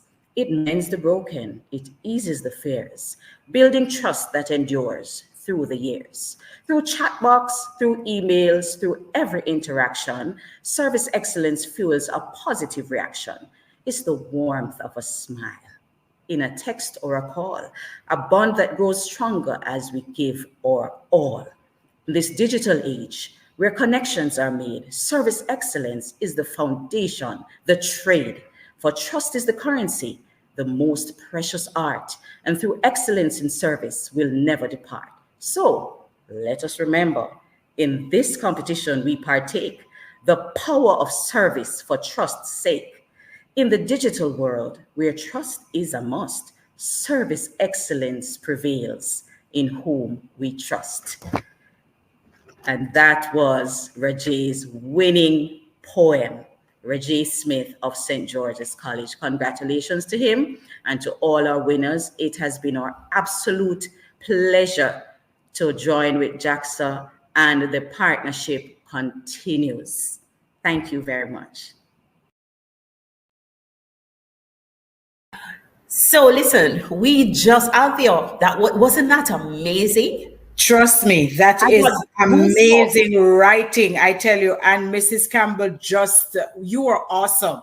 It's as if you embodied what the poem was saying. That was absolutely fantastic. You know, Althea, when I was a child, I thought about customer service from exactly what our legendary Louise Bennett Coberly had to say about it.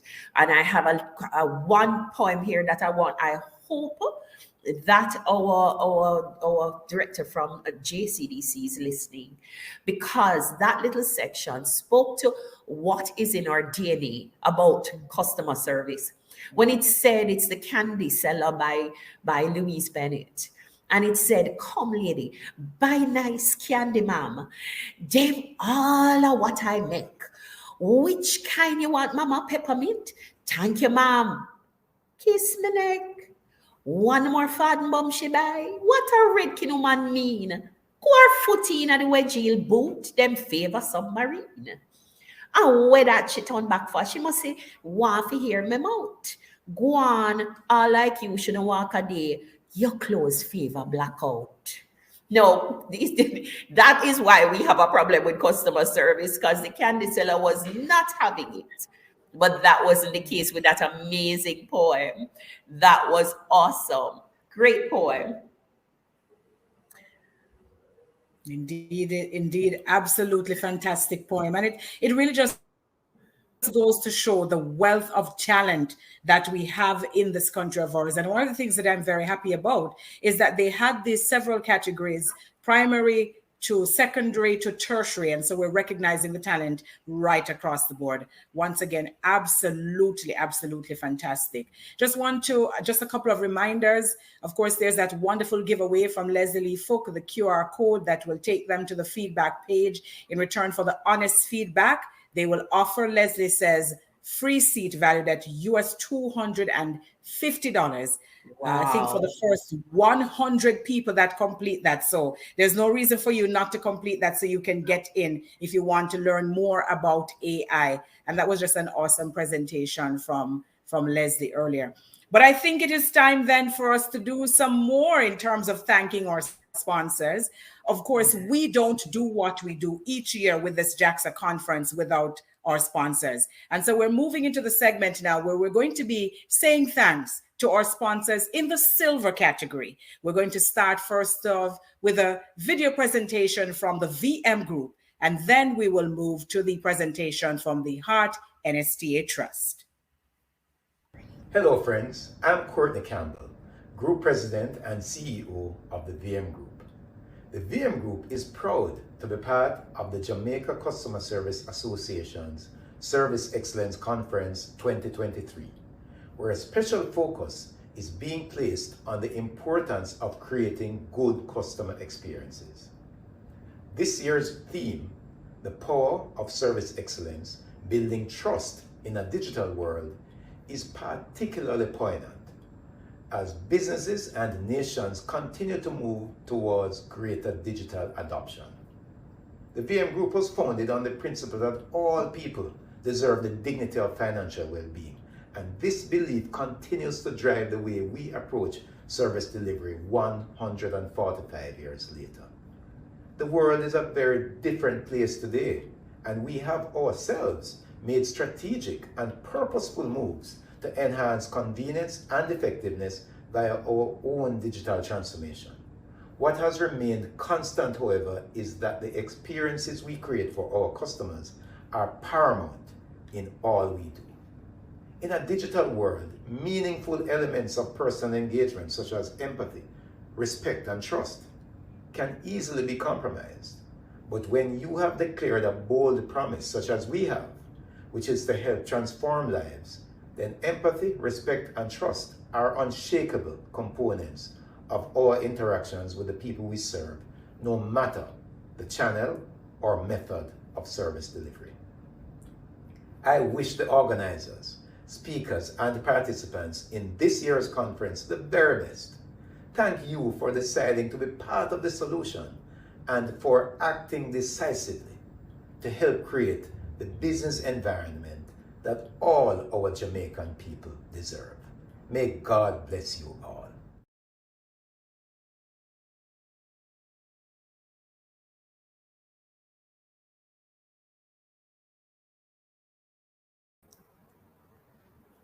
How awesome was that? Thank you so much, VM Group. And now, Heart NSTA Trust.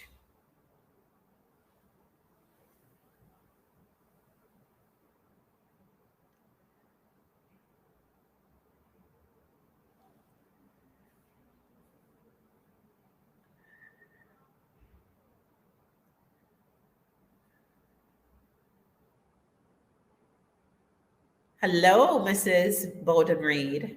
How are you? I think you're muted. Okay, we fixed that. Again, good morning, everyone. Happy National Customer Service Week. We have been preparing for this, and guess what? It's now here. The Heart NSTA is indeed a proud sponsor of the Service Excellence Conference being put on. And indeed, we're delighted to have quite a number of our own staff members participating in this event. Our own practice and experience has taught us that the consistent delivery of excellent service is an attitude that we all need to cultivate and indeed embrace as we work with our customers internally and externally. We at the Heart Trust are intent on raising the service delivery bar, becoming what we deem as being fully 100% customer centric. Something we have been debating for a long time, this business of service excellence in the public sector, because when there is an absence of a profit motive, many people feel that customer satisfaction takes a backseat, but no longer so. Indeed, let me tell you, the entire society is now demanding, they have greater expectations societally for greater efficiency and service excellence from governmental agencies. And we are rallying to that call. At Heart, we are committed to implementing a comprehensive and multifaceted program to ensure an enhanced customer experience for all our stakeholders. We are conscious too of the national context.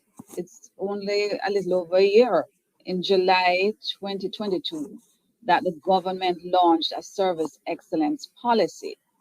And we have certainly been using that. We're using it as our framework to roll out what we do. Internally, Heart Trust has embarked on a journey, as I said, to become 100% customer centric. And this encompasses, but is not limited to, capturing the voice of the customer. We see that as our secret weapon. Go and face the music. Listen to what your customers are saying. Sometimes it's good, sometimes it's not. But that's why I call it our secret weapon. We use that information to make sure corrective actions are taken where necessary. We do comprehensive process monitoring. We're very committed to that as well. And we have a very coordinated and structured customer complaint and query, because we get a lot more queries and we get very few complaints, believe that or not, right? We will continue to invest in Jamaica's human capital. Our work must create what we describe as a global citizen worker who is able to build their country, the region, and beyond that, the world, as past generations have done. We commend JAXA, the Jamaica Customer Service Association, for its pivotal role in shining the light on the collective push to service excellence in our professional, commercial, and even our personal interactions and transactions. As I started, is how I end. Happy National Customer Service Week from the Heart NSTA Trust. Thank you.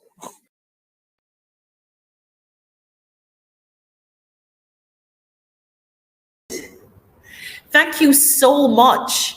And let me first of all commend you, Mrs. Bowden Reed. Your company has made such an amazing impact on our national growth.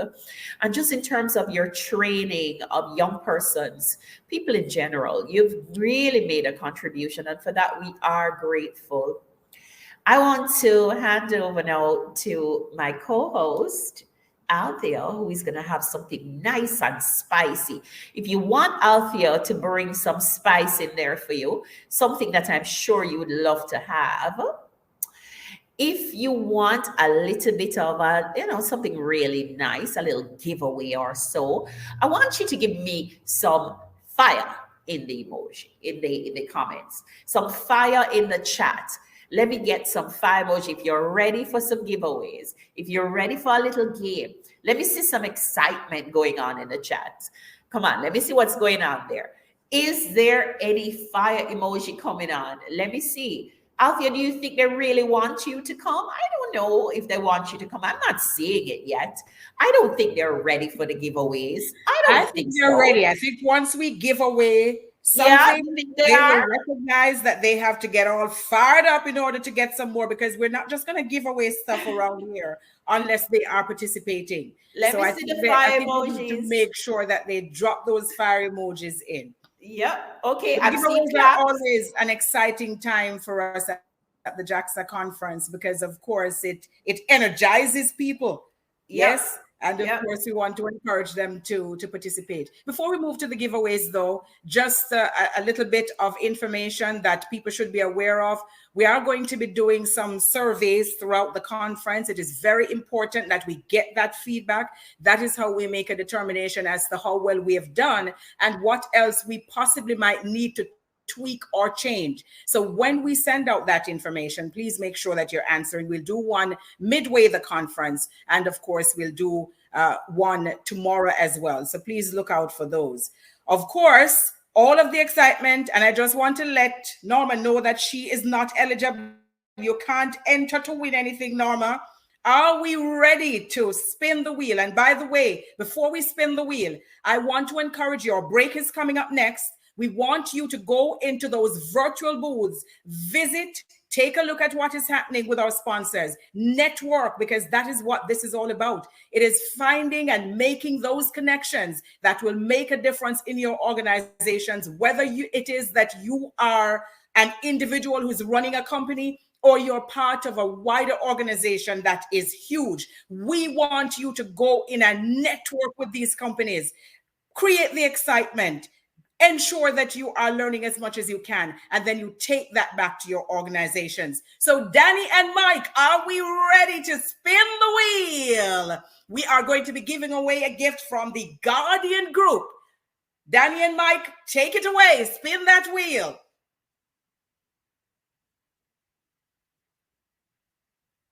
All right, and of course they have to put up that information. Zalika Haywood is the winner. Zalika Haywood, and I hope Zalika is still online, because one of the things that we want to make sure is that we give away the prizes to the individuals that are with us. Zalika Haywood, and make sure that when you come back, when you join us, people, we want to ensure that you are also giving us feedback. You can do that in the chat about the experience that you're having in those virtual booths, and make sure that you continue to just focus on all of the wonderful and exciting things that they're doing, even while you're paying attention to what is happening. We're approaching a break, and the break is not going to be long because, of course, we're online. We're giving 5 minutes, and that is to prepare ourselves for the panel discussion that is coming up, right? So congratulations to Zalika Haywood, and of course, a wonderful gift from Guardian Group. And I know from experience that these companies, they pull out all the stops to make sure you get some fantastic giveaways. You can take them home, you can share them with your loved ones. And for those people in your office who did not register, you want to encourage them to make sure that they jump on in. So if they're not here today, they make sure that they are coming tomorrow so that they can have prizes. Just take a look. See, we're getting some graphics there of what that prize looks like from Guardian Group. So congratulations to Zalika. Absolutely fantastic. And I hear she's confirmed in the chat. So congratulations, Zalika. I like when we give away and the person actually gets the giveaway. So absolutely wonderful. All right. So what we're going to do then is we're going to head to that break. I know that we have been doing quite a bit since we started. And so we're going to take just a little break. 5 minutes. 5 minutes. And then we're back in the space. We have more giveaways, more excitement, more to come. Stay with us. More spin the wheel, more talk time, more networking. Let's take that break. And when we come back, it will be time for our first panel discussion.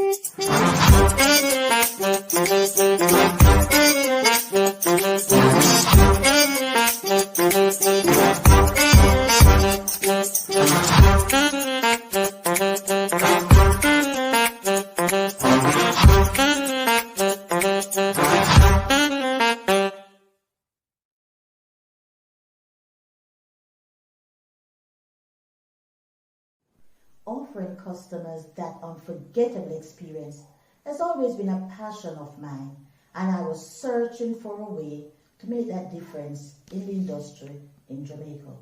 In 2003, a friend invited me to a meeting at the Jamaica Customer Service Association, and immediately I found that niche that shared my own vision of delighting customers beyond their expectations. So I became a member of the association, where I was able to serve in key areas, network with other professionals, and take on leadership roles. As a bonus, I was able to market my own unique brand as I shared my experience with others. You too can benefit from these great opportunities as you develop professionally and be a champion of a worthy cause. So why not join us? Whether you are a pensioner, a student, a business professional, or an organization, we have a place for you. Visit our website at jacs-association.org. You may also follow us on our various social media handles. I am Christine Brown, VP Membership of the Jamaica Customer Service Association, raising service standards nationally.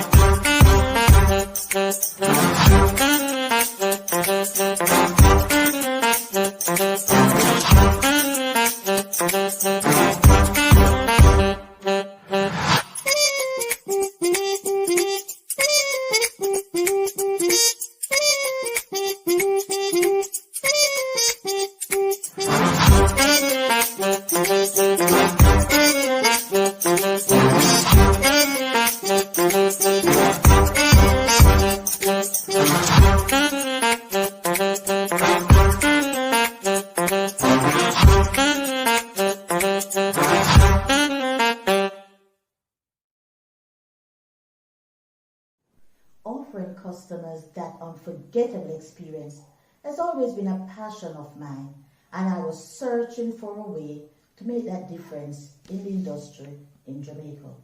In 2003, a friend invited me to a meeting at the Jamaica Customer Service Association, and immediately I found that niche that shared my own vision of delighting customers beyond their expectations. So I became a member of the association, where I was able to serve in key areas, network with other professionals, and take on leadership roles. As a bonus, I was able to market my own unique brand as I shared my experience with with others. You too can benefit from these great opportunities as you develop professionally and be a champion of a worthy cause. So why not join us? Whether you are a pensioner, a student, a business professional, or an organization, we have a place for you. Visit our website at jacs-association.org. You may also follow us on our various social media handles.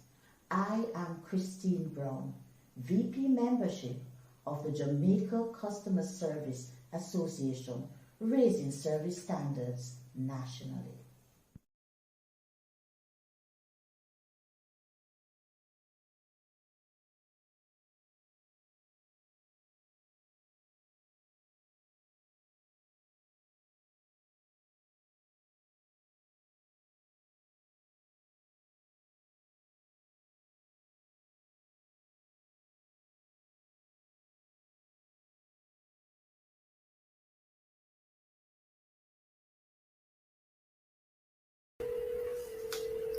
All right, so we had a very short break, a brief break. We hope that you're able to get everything that you needed done in that break and you're ready and excited to move into this next session. Now, ladies and gentlemen, our panel discussions at JAXA conferences are legendary.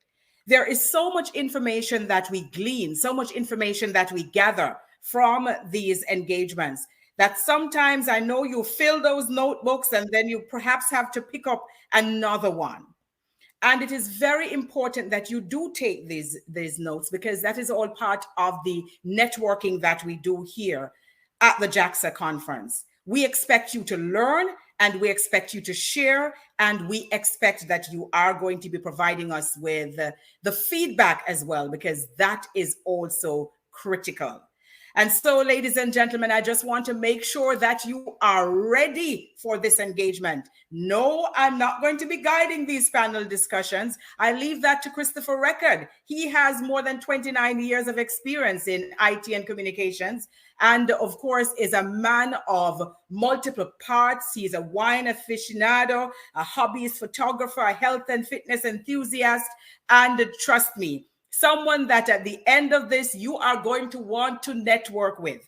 It is very important, ladies and gentlemen, that we make these contacts, because when we have the best in the business in terms of service excellence, we want to ensure that we are passing the information to you and you are able to network with them and you're able to take all of this excitement back to your organizations. And so for this panel discussion, I'm definitely going to turn things over to Christopher Record. He will introduce the panelists. Our panelists are Antonia Spence, Senior Assistant General Manager, NCB Insurance.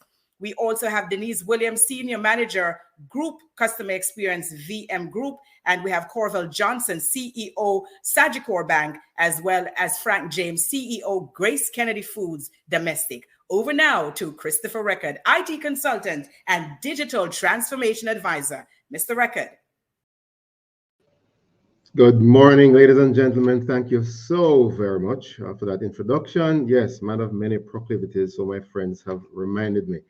All right, so let's get our discussion on the way. And today we have a solid lineup. Now, financial services heavy, but I know Frank James has the wherewithal to balance it with all food. So first up, we're going to invite Corville Johnson to join us on stage. Corville is the Chief Executive Officer for Sagicor Bank Jamaica Limited, subsidiary of the Sagicor Group Jamaica. And her experience, 3 decades. I'm not sure we get that 20 from. When I last counted for me, I think I was 39 years of experience in IT.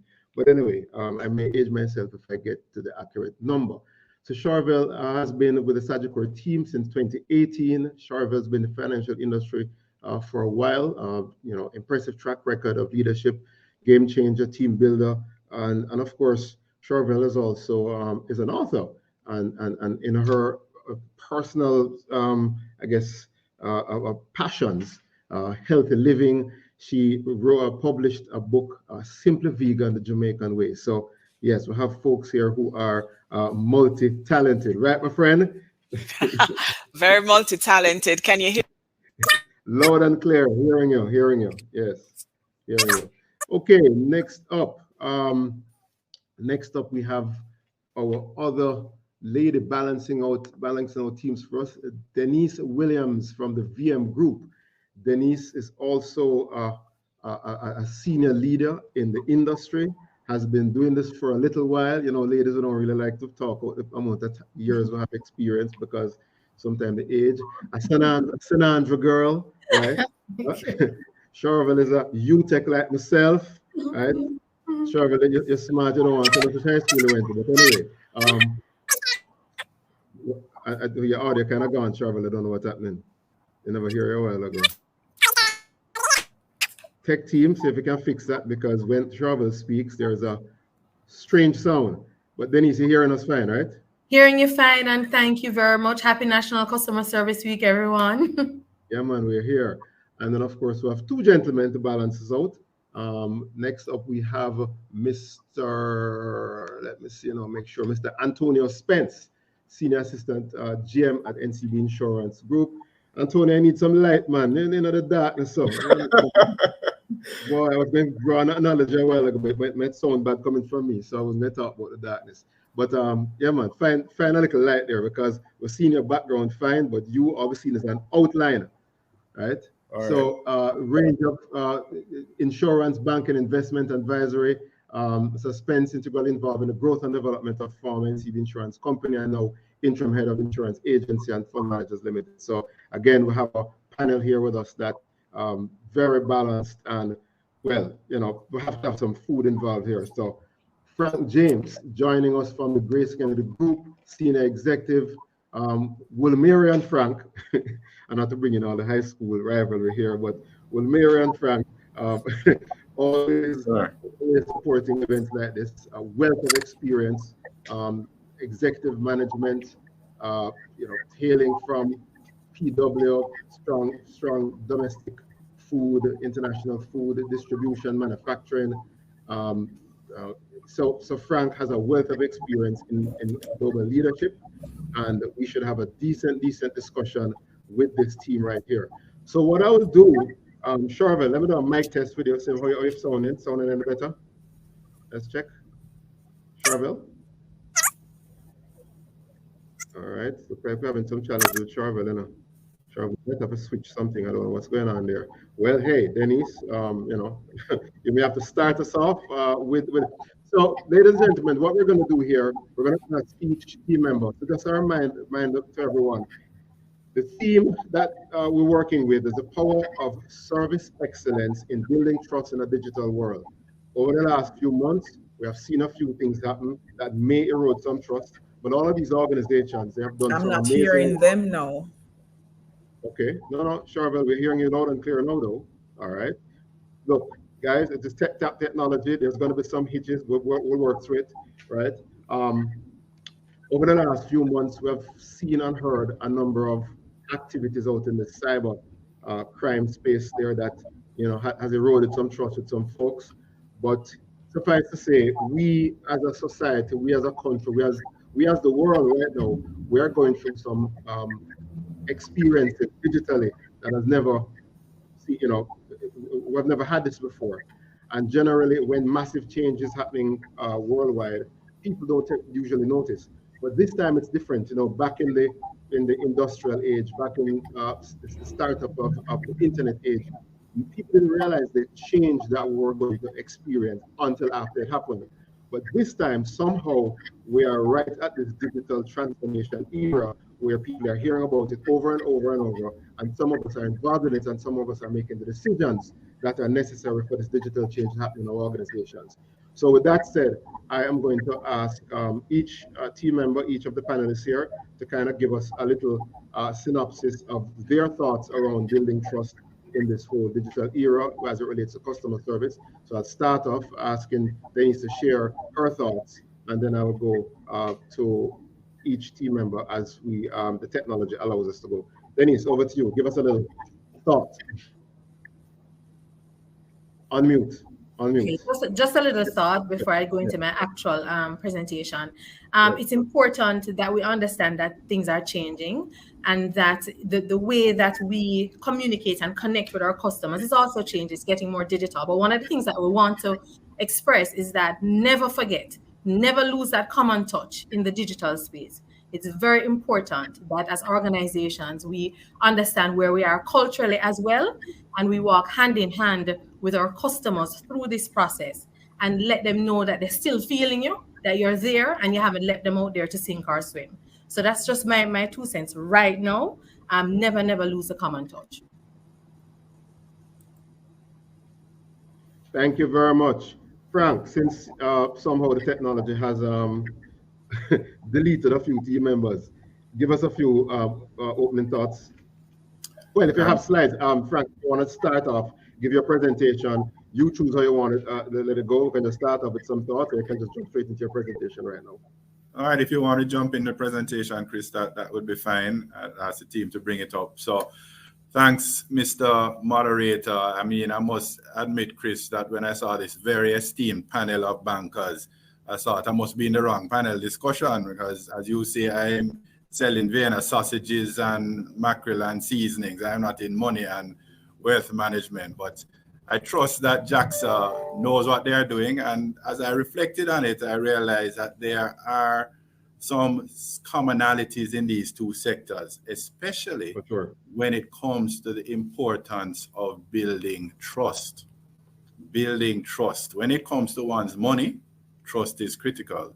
When it comes to one's food, the health and nutrition of one's family, trust is critical. So I think Jackson knew what they were doing when they involved me here.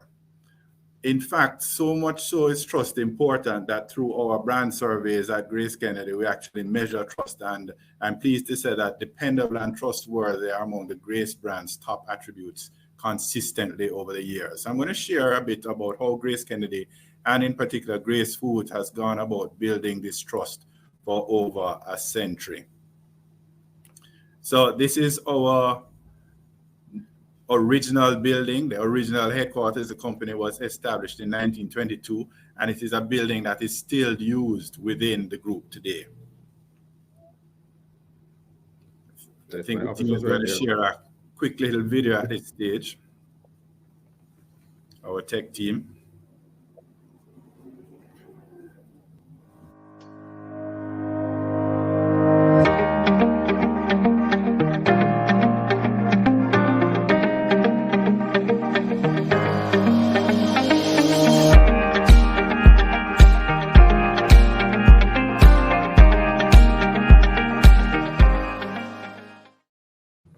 And so this is GK 101 years later. And I share that to say that trust is not built overnight. It is built over years, even decades. And having been around for over 100 years, GK has been through a lot of change. But what has not changed is our values, which are underpinned by our mantra, Grace, We Care. And I'll tell you, this slide is one that our group CEO loves to share with us as a team. And that's because it's really is at the core of who we are as a group. And for me, it encapsulates how we have gone about becoming one of Jamaica's most trusted brands. And so this is really my last slide. This is it. The list of core values of GK are long, but we summarize them in a creed: honesty, integrity, and trust.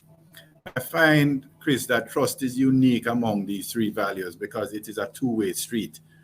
Unlike honesty and integrity, which you can do on your own, independent of other persons, trust by definition requires bringing that other person, in this context our customers, to a place of having a firm belief in our reliability or truth and our ability. So it's not easy, and it takes deliberate commitment. The philosophy of we care that we have at Grace is from the beginning of the company and from the founding families of the companies who had an innate belief that people are equal and should be treated with respect and humility. So I tapped into my creative side, Mr. Moderator, and came up with an acronym out of CARE.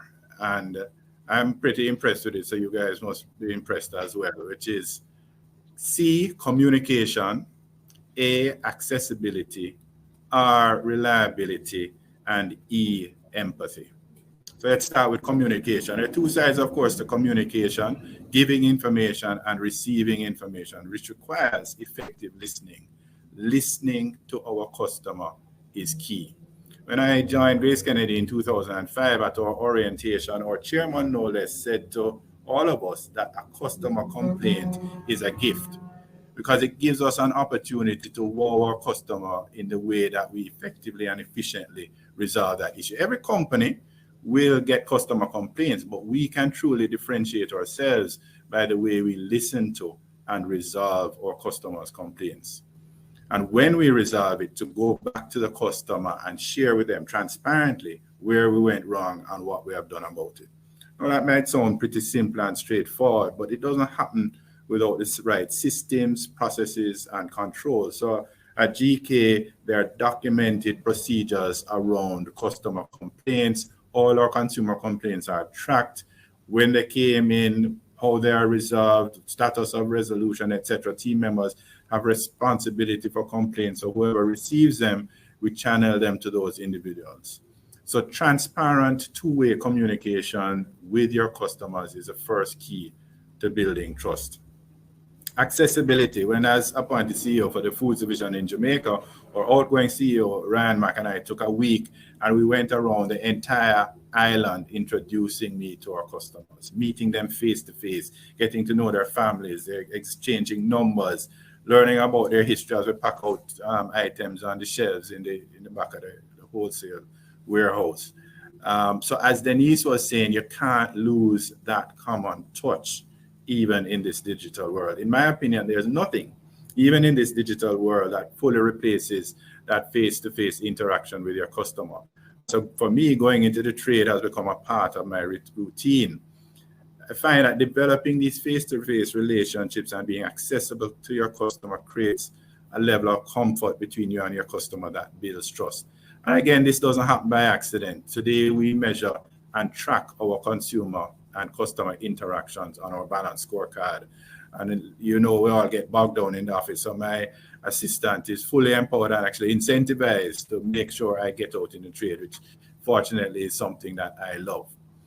So accessibility is something we must be careful not to lose in a digital world. In fact, the digital world can enhance accessibility, but it must not become a shield that makes people inaccessible. We must use it as a tool to enhance accessibility, not to be a shield. I'm sure you all know, all our listeners would know those company websites which no matter how hard you search, you can't find a contact number. Or those numbers that you call and no matter how hard you try, you can't speak to someone.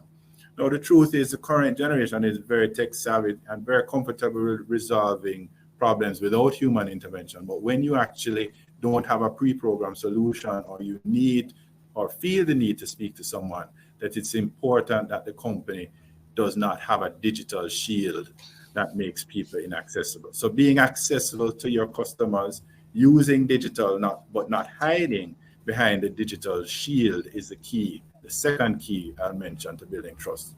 Third key, reliability. Our word is our bond. That's one of GK's values. Former chairman and CEO Carlton Alexander was known for confirming transactions, however large or small, with a handshake. Once an agreement had been reached, that handshake sealed the deal and was more powerful and binding than any contract.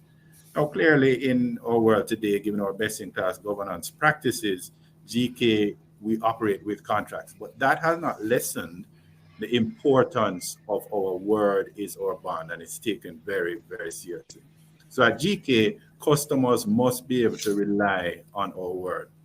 To achieve reliability requires consistency. Now, of course, you have to make sure you're being consistent in the right things, because as David Harseg, our trust expert, put it, if one is late consistently, I will trust him or her to be late next time. So we need to make sure we're being consistent, but consistent in the right things. And I'll give you an example. At Grace Foods, our commitment to quality has been consistent. In fact, our brand survey showed that quality is and has been for many years the Grace brand's #1 attribute. This commitment to quality is not just something we put in our advertisement. It's lived in the difficult decisions we make when we have difficult circumstances. So the other day, I was speaking with former chairman and CEO Douglas Arain, and he shared with me that in the 1980s, when he joined Grace, we used to have a lot more product recalls, mainly from our imported products. And when that would happen, he would go out publicly in the news, newspapers, and say what had gone wrong and why we're recalling the product. And of course, he would be very concerned about the implications for the Grace brand. But something interesting happened. Our consumers would see him in the trade and say, you know, whenever there's something wrong, we know we can rely on Grace to tell us and recall the product to keep us safe, even if others don't. The consumers said, we know we can trust Grace to keep our food and our families safe. Now, you can't measure that in terms of how it builds trust. Of course, it's not enough to be relied on to say when something goes wrong. You also have to be relied on to fix it. So we did. We made substantial investments in quality assurance, people, infrastructure, standards, ensuring that our factories are certified to international standards. We audit our suppliers, etc. Systems for traceability. All things which, interestingly, are now being enhanced, and we can talk about that a little later, by the digital world. So reliability built on consistency and our word is our bond mindset is the third key to building trust. And then finally, the fourth key to building trust is empathy. And this is a very special one. If you read the literature about trust, there are two types. There's rational trust and emotional trust. And rational trust is based on hard factors that you can assess and prove, and the company's competence and reliability. Emotional trust, on the other hand, is based on how your customers feel about your brand. And it's much harder to measure and develop, but it's extremely powerful in building customer loyalty. In my mind, empathy is the key to developing emotional trust. When your customer can see and feel that you are truly connected and concerned about their needs and well-being, it takes a trust relationship to a whole new level. I know I said it was the last slide, but I have a little broader here in this slide. Carlton Alexander said, if it's good for Jamaica, it's good for Grace Kennedy. What he was really saying is take what is good for Jamaica and make it good for Grace Kennedy, because if it's good for Jamaica, we're going to support it. It meant putting Jamaica and Jamaicans first ahead of the company. It is this love for and commitment to Jamaica that has resulted in Grace being among the most trusted brands in Jamaica, and will keep the Grace brand there, whether in a digital world or any other type of world. So in my view, my own view is that while the tools we use to build trust in a digital world are different, the fundamental principles on which trust is built are not. So the key for us is to determine how to effectively use our digital tools for communication, accessibility, reliability, and empathy with our customers. And we can explore some of the ways that we can use digital tools for that in the Q&A. As I close, Chris, let me just share that I believe in building trust. We must build trust from the inside out. So it is important that we start with our own people building trust within the organization. That's the only way it will be authentic, and authenticity is critical for trust. And in the same care that we use to build trust for our customers is the same care that we will use to build trust within the organization and with all our stakeholders. Grace, we care. Thank you very much. Frank, thank you very, very much. Great presentation from a 100-year-old company who has no doubt embraced some digital. We'll talk about the digital part after. We're going to go next to the 145-year-old company, right? And then you know who that is, right? But before we do that, Charvel, technology check, audio check 1, 2, 3, 4, 5, 4, 3, 2, 1. Chris, I'm wondering if Charvel needs to not use a headset. Maybe just. I'm wondering. Charvel, disconnect that headset and talk. Disconnect the headset. Yeah. All right. So, Denise, go with your presentation, and then Antonio, tee up for your comments around what you're hearing, and then crossing our fingers that Charvel will be back with us in full operation. Go ahead, Denise. Thank you very much. And, just happy National Customer Service Week to everyone from the VM Group. We're happy to be here. So 145 years, that's the VM Group. We've been around for that long. And the theme of this year's National Customer Service Week conference, the power of service excellence, building trust in a digital world, is one that is very fitting and one that strongly encourages us to think about the global climate that we're now operating in and how we strengthen our mechanisms to ensure that we build and sustain good relationships with the individuals we serve. You know what? Firstly, it re-emphasizes the importance of service excellence and the fact that when we focus on treating our customers right, it will have a lasting impact on the success of our business. It also challenges us to reflect on the new normal, an environment where the instances of face-to-face personal interaction with our customers have lessened and our relationship management have taken on a more digital approach.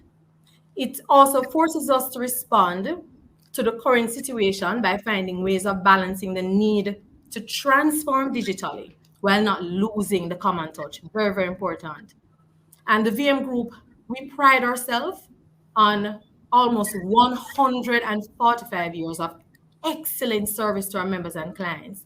And we're grateful that those we serve have seen it fit to continue choosing us and recommending our products and services to others, which has led to our sustained growth over the years. Now, our recent rebranding exercise in 2022, which received resounding approval from our members and clients, is also testament that we are a trusted entity and the individuals we serve want to see us grow. They remain confident in the ability of our team members to effectively partner with them to transform their lives. This is not something that we take for granted, and we are committed to continuous learning and improvement so we can stay relevant. In fact, at the VM Group, we have constantly taken steps to develop a culture of service excellence among our team members at all levels. Our customer experience steering committee is led at the highest level in the organization, with our president and CEO, Courtney Campbell, as the chair of that committee. We also have a customer advocacy council, fully focused on the voice of the customer. We have standards, policies, and procedures that all team members are asked to adhere to in serving our members and clients, which is also incorporated in our training programs from as early as their orientation period. So I am in every single orientation session talking about the standards, the expectations, and how we're to treat with our customers when we're managing the relationship day to day. As a team, we have also worked to develop a set of cultural beliefs which guide our operations and are aimed at influencing how our team members approach their work.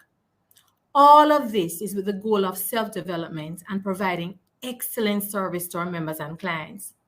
We treat this as an ongoing learning process, and these beliefs are constantly assessed and refined to allow us to be responsive as the market evolves and the business and customer needs change.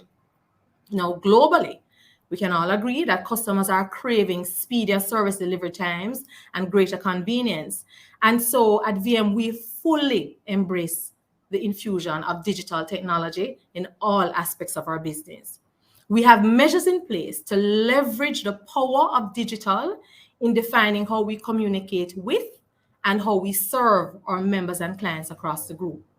In fact, our customer service standards provides a roadmap for how we approach and interact with our members and clients, including prescribing standards for the management of complaints, which are monitored through an online system that allows for easy tracking with digital ticketing capabilities for logged issues.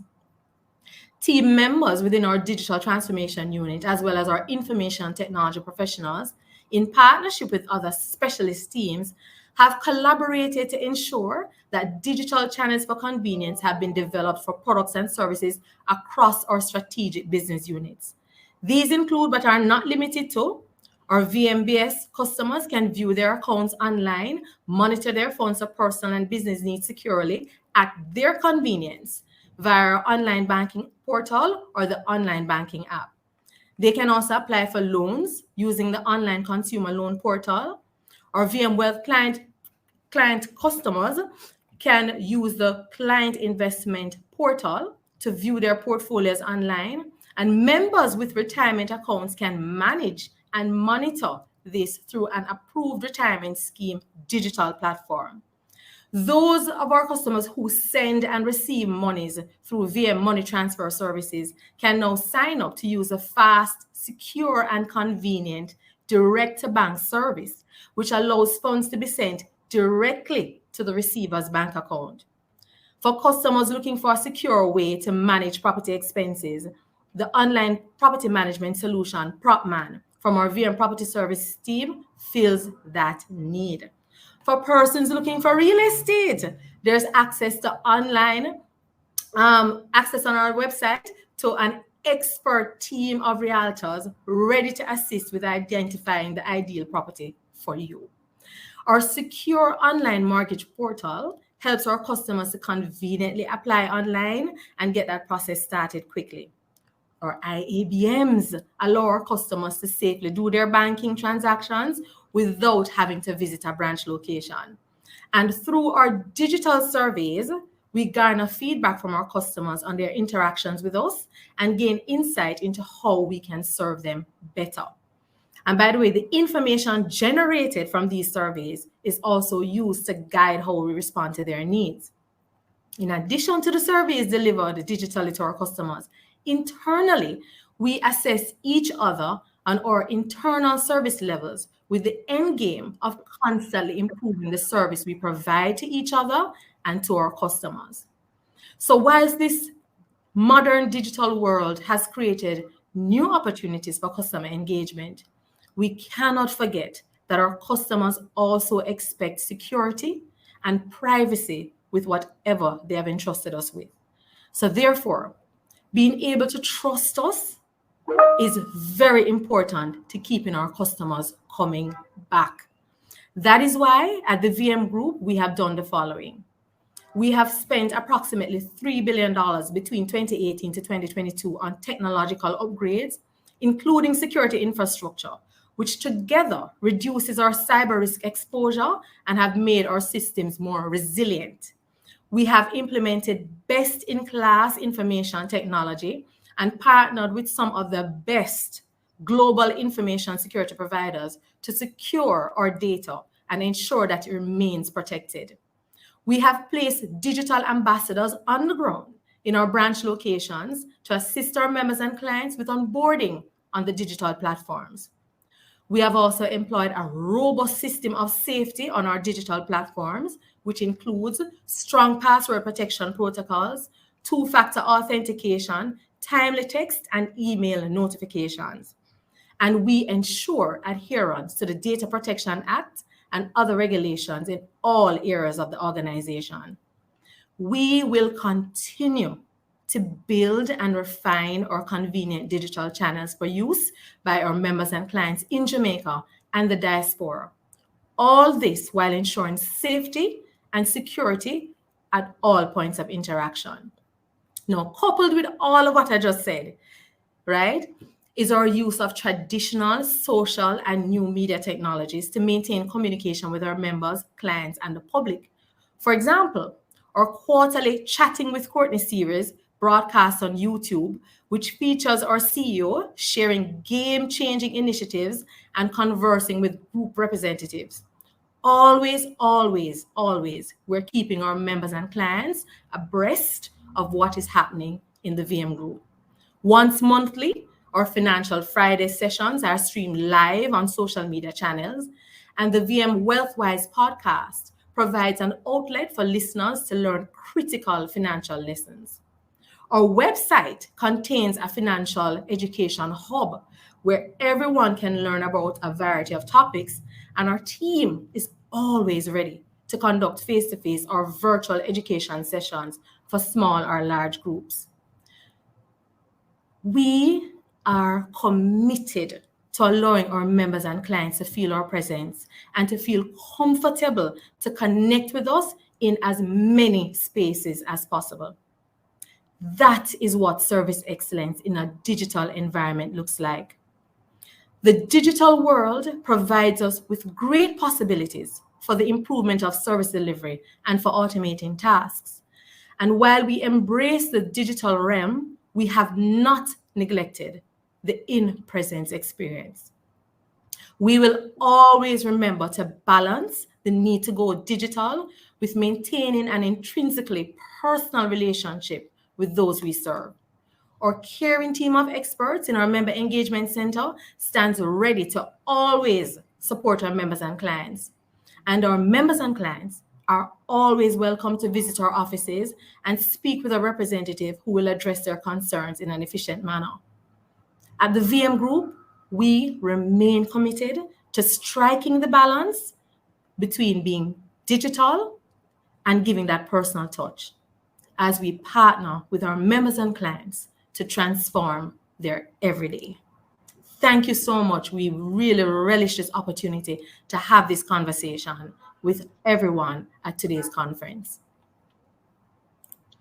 Denise, thank you very, very much. I learned so much a while ago. I was like, okay, I didn't realize that VM was doing all of this stuff, especially on the digital front. So fantastic. You know, I was gonna, you know, pick up CEO and of course make all the connections, because there's a fair amount of connections here, but let's not get into that yet because we have time a little later. I don't know if it's a age thing, because we left from the 100-year-old company. So Grace is the baby here, right? Then we moved to the 145-year-old company. And then I'm trying to figure out whether I should jump to the 170-year-old company first or the 183-year-old company next. So Charvel, we're going to test the mic here. That's a 183-year-old company. How are we working? Mic test. Can you Yes, hear me loud and clear? Hearing you loud and clear. Okay, so great. Charvel, I'm so Great, happy. great. You know, I was going to take it up in age, but you know, we have to skip the 170-year-old company and jump to you, the 183-year-old, because that is the history that we're sitting on here with, and it's just a nice juxtaposition with this deep history, and then who has gone digital. So Charvel, share with us what your specific young part of this organization is doing with digital, and how does it translate into excellent customer service, because that's what we're here celebrating. Go ahead, Charvel. Thanks for having me, and good morning again to the panelists, and big up JAXA for having this forum. So a while ago, I couldn't get on, right? And it took the persons backstage to be working with me, holding my hand, listening to me, making suggestions and all of that. And here I am. In a digital age, and I want to say big up to them and thank you. But just a segue, in a digital age and where we're heading, we still need the hand holding, right? No matter if Chris Records say, I got it and I can do everything online. When we have problems like what Charvel had this morning, you need the hand holding, because digital comes with all its complexities, etc., on an ongoing basis. So for me, it's about the hand holding. For Sagicor Group, it's about the hand holding. So even though we're going digital in several facets, which I'll mention shortly, the whole listening is still important. The reliance on persons talking to you is still important. Following and listening to the feedback and making adjustments will still be of importance, as well as personalized assistance. No matter what you say, even if we have all the IABMs in the world, now and then you're going to need the hand holding. So just to say to Jamaica and the persons on this, our aim at Sagicor Bank, at Sagicor Group, is not to just leave you out to the wolves of digital, because it could be flowing in one direction today or digitalizing in the other direction, and you don't accomplish what you need to do. So there has to be an option for you to make those calls, have those discussions, for you to be able to still achieve what you want. That said, the basis of what we do at Sagicor Group, and I can speak to the group and the bank, there's this thing called an internal net promoter score and an external, which is the regular net promoter score, which basically says to you, listen, your detractors, this is how they feel about you, and you need to improve. So we start with the internal, whereby different departments rate each other. So we don't care if IT not working this morning or security is not doing what they have to. We all have SLAs. We all go through customer experience training, and we learn internally how we're doing, because you know the saying in Jamaica, if you can't dance a yard, you can't dance abroad. If we can't serve our clients internally, then we can't serve the external clients. So that within itself is a pulse. And from that pulse, we know that level of delivery, because no matter what is happening, if my IABM is down, for example, and it has to do with something technology wise, my IT team needs to understand that I am getting calls from the clients on the other side saying they can't use that. And that is going to impact our net promoter score. So we pay a lot of attention to that. Another thing which we do, and you know, our Danny Williams was the best. I remember one day I received a call from him. We were talking about customer experience and all the things he has done over the years. And one of the things he said to me is, Charvel, put your number in the branch. So if somebody is having an issue, if there's a long line in the branch, there's a number that rings on some of us as senior management. We're not waiting for it to go to social media, which is quick and very easy nowadays. We get those calls immediately and we try and figure out what is happening. So, you know, in getting those people out there to have those conversations, so I'll have the phone ring, people feel good to hear, listen, this is what is happening. And, you know, just to remind everybody, or you know, remember, it's just 2 years ago we came out of COVID, and COVID taught us the importance of speaking to clients. So no matter what is happening, you know, in terms of digital, or it reminded us, I shouldn't say taught, but reminded us, in terms of digital, when you pick up the phone and you check on a client to see how they are doing on an ongoing basis, the difference it makes is the amount of referrals you get, right? And we have been doing that. There are targets, etc., for the team members to call the clients, and there are some clients who just need a call to push them to the next level. One of the things in our mission statement is to always have outstanding service delivery, and that is how we do that temperature check on an ongoing basis. In terms of digital, though, we are on a path, and there are several things that are in the pipeline. And I know, Chris, you'll talk about some of those later.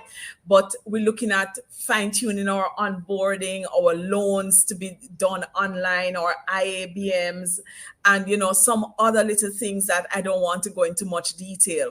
But the whole aim behind all of that is how we can serve our clients more, and recognizing that while serving our clients, we have to hold their hands, because it doesn't make sense that we push everything out to the client and say, okay, we don't want to see you in our banking halls anymore. Go use eBank online, right? Go to our IABMs. We don't have to see you anymore. At the end of the day, we have to have options. We have to have that balance between digital and really seeing our clients. So we believe in having a structure that gives us both. So if a client needs the hand holding, we are here. If the client is fine, like the Gen Zers and all of that, who don't want to have anything to do with inside anywhere, then we have the things that are available. So that's it for now, Chris. Thank you very, very, very much. Sir Antonio, you're back with us, brighter, bigger, and better than ever. Although you're merging into the background, but hey, can we hear you, Antonio?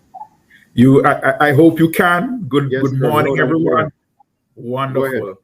All right, so thank you, and let me firstly say a big congrats for another successful hosting another successful conference, and congrats as well for the Customer Service Week. I mean, at NCB, the customer is just front and center. And for us, digital is just another a means of being able to engage with our customer. But, you know, the customer is central. So if you recall, our chairman, Mr. Lee Chin, would have shared In a couple of snippets, maybe a couple of weeks ago, NCB's commitment to making sure that we focus on three things, right? It's EGC, he dubbed it. And the C piece of it is customer experience or customer care. And to be honest with you, it is the most important component for NCB, because whether you want to, slice it and dice it however you want to, we are in the trust business. Our customers have to, we are only as good as our customers' trust in us and our ability to be able to meet them where they are and to be able to provide those things that give them their greatest value. So for us, the customer experience is a thing that we value the highest. We want to make sure that we have the highest standards available. We want to make sure as well that we're focusing on enriching the lives of our customers and doing so in efficient ways, in ways that the customer can, relish, can enjoy. And of course, that we put ourselves in the customer's shoes when we're developing products, processes, ways of doing things, and so on. And NCB would have been, over the last number of years, been pioneering a range of digital approaches to do just that. If you recall, we would have done a transition to the bank on the go spaces a number of years ago, and sort of been first mover there. We didn't just leave the technology to take care of itself. We had a number of persons out when we launched the bank on the go, kind of guiding customers through as we made those transitions. The whole idea was to provide customers with a new way of doing business that was faster, simpler, easier, more convenient for them. So, cut down on the lines in the banking hall where, you may have a customer seeking to do just a normal, regular transaction that could be done in 1 or 2 minutes.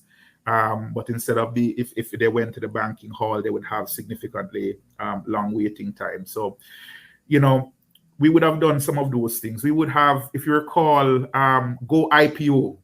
So, a number of, persons who would have, say, wanted to participate in buying stocks, for example, or a new IPO, up to when we would have launched that Go IPO project, it would have been very, very time consuming for them to have done that. And we heard that feedback from the customers. And so we would have pushed through to make sure that we connected what was a customer pain or customer irritant with a digital solution. So again, digital is not the goal. The goal is making sure that we're providing the customers or our customers with, ways of doing business that is significantly better than how they're currently doing business now. In between 2021, I think 2022, we would have also gone a further step and introduced Link, which would have been, that mobile, groundbreaking mobile wallet that would have allowed our customers, unbanked or banked, to be able to, again, engage with a whole range of, services in meaningful, useful, creative ways that are meant to improve, just their interaction and being able to do business generally in Jamaica. And so NCB, will continue to pioneer, will continue to drive through those digital channels, ways of making sure that our customers are delighted. The fantastic thing about, being in this space is that, we always have to continue to disrupt ourselves. So what may be okay today for the way our customers do business is not going to be okay for tomorrow. And so we are comfortable with that constant disruption. We've gotten to a point, as a matter of fact, Chris, where we'd like to almost disrupt ourselves because we recognize that our customers' needs will continue to change. The bar will continue to be raised. So we want to step ahead of that and create the bar, if you will, and create that new experience driven by the customer. So when I tell you that we take the feedback from our customers seriously, it is the key ingredient that drives our innovation. So our ability to be, when our customers say, boy, listen, I want to be able to borrow, but I don't want to be able to deal with providing all of the documents. You have everything here already for me. So what did we do? We created ways to allow customers to borrow unsecured based on the information that we had here for them. I mean, literally a customer can go on now and have access to up to, I think it is 5 million, depending on, what is there for that customer. Online, I mean, if they want to, get a credit card, they'll be able to do so. If they wanted to start a pension, they'd be able to go on our pension portal and get that done. If they wanted to buy equities, they could do so. If they had an issue around something that was happening to them for services that they're already using, they can also generate that report and issue. We would have launched, the notifications on credit cards so when customers do spend, and that was done out of the need to keep our customers secure and keep them protected because, of course, of the rise of things like, fraud associated with the cards and so on. And so NCB's commitment, our highest commitment is to our customers and making sure that we continue to build those trust paths, that we continue to make sure that we meet them exactly where they are. And I think, as had been shared previously, digital, the intent is not to have digital replace the engagement, but simply to enhance the experience, right? And so we want to make sure that our customers are able to be served and serviced, that they're able to access all the products and services 24 hours, 7 days a week.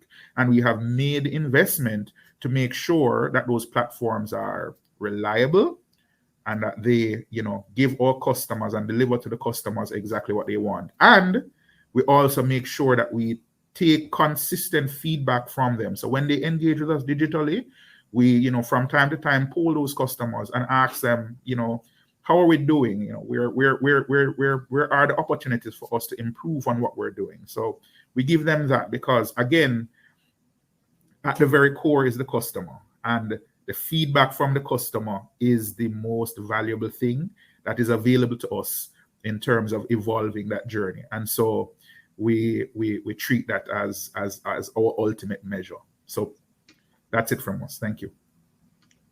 Thank you so very much, Antonio. And so thank all the panelists for their submissions. And as we, move towards a Q&A section, a short Q&A section, I think we have maybe about 12 to 15 minutes. Let's talk about a little bit more about technology. I'm going to always lead with talking about technology because that's one of my passions. AI is on everybody's lips these days. Every single digital talk is about what's happening with AI. Not a lot of people realize that AI is almost 70 years old, right? The discussion started way back then, talking about the Turing test and all of these things. AI is much more than generative AI. A lot of us started talking about AI simply because organizations like Google Bard and OpenAI ChatGPT has made generative AI, which is one small component of AI, almost accessible to everyone. Many organizations have been using some sort of machine learning and some sort of advanced technology using AI tools and technologies to help business. So just quickly, what has been your discussions? You'd have to give us any trade secrets or anything. But what has been your discussions around AI with delivering your service and, of course, using that to engender trust in customer service? I will start with Denise, if there's any comments. Sure. Okay, so for us as an organization, as we look at AI, I'm not sure which of our panelists said it, but looking at the data in that space using AI, and from that data, getting an understanding, a deeper understanding of what the customer's needs are and what their expectations are of the organization. So it's more so to use the information, have AI support us in supporting our customers better. Because as was said before, all of this digital discussion that we're having is not about removing the common touch, right? Disconnecting ourselves from the customer. So everything that we're doing here in VM, including looking at AI, is to garner additional information so that we can ensure that at the end of the day, we're serving our customers in the way they want to be served. So that's where I cannot go in depth, as you know, in terms of, right, but just letting the persons that are listening in and the fellow panelists know and understand that for us, AI is about deepening the engagement with our customers. Denise, thank you very much. Sharva, do you have anything to share with us around what your organization might be doing with advanced technology, whether it's AI, blockchain, or any of the new exponential technologies that people are now considering? Yeah, thanks for that question. The fact is that with the client, with our customers at the center of everything we do, we use AI as a tool to make our customer experience much better, right? So if a client says, for example, on month end, the line is way too long, don't want, and they've been in there for less than 15, 20 minutes, what can be done? Then we would be tracking things like that to see if we introduce additional technology, how can that help in making it much more seamless, right? So we use it as a tool mainly to see what else can be done to enhance that client service, that client delivery. And it is a consistent thing that we try to, basically put things in place. We also use AI to determine whether or not there are locations that there are clients that are not being served, to determine if we need to, not close a branch, but maybe put up a new branch in an area that is underserved, or look at the products, the type of products that we're offering to the market. You hear all the time about the unbanked and the underbanked. What is it that they actually need? You hear also about women in business. And I'm a proud supporter at Sagicor Bank for SME women in business. What is it that these women need more than anything? How can technology help them? What is it that, apart from the hand-holding that we do for them, apart from the training that we have at our resource center for them, apart from the networking that we do, what else could there be that we could offer to these ladies and our clients that would make them much more efficient and even much better, much more profitable, because everybody is in this business for profit. So if we continue to put our clients at the center, then all that AI information, etc., that we use is to ensure that the clients themselves will feel happier within themselves because they are much more profitable. Fantastic. Thank you very much. Frank, you want to share what you can share? Sure, Chris. For me, one of the great things about AI and technology generally is its ability to really personalize recommendations for your customers. As our businesses have grown, we have moved from having just a few customers to having tens of hundreds of thousands of customers. And the ability to really understand each of them and each of their needs is really supported by this type of technology. Because if you think of e-commerce, for example, when you go to shop at Hilo, we can know if you are shopping on the e-commerce website, understand your patterns and help to make recommendations suited for you. So it is really about how we use that information to be able to personalize recommendations for our customers and wow our customers and consumers over and over. Because the amount of information you have today can't be processed just by an individual. You need the technology to really help us process that information and be able to turn around quickly and say, hey, customer, we think this is something that you would love, and how can we help you achieve it. So that's on the customer facing side, Chris, but I'd also say in the food business, there's a lot that happens on the non-customer facing side that then impacts the customer experience.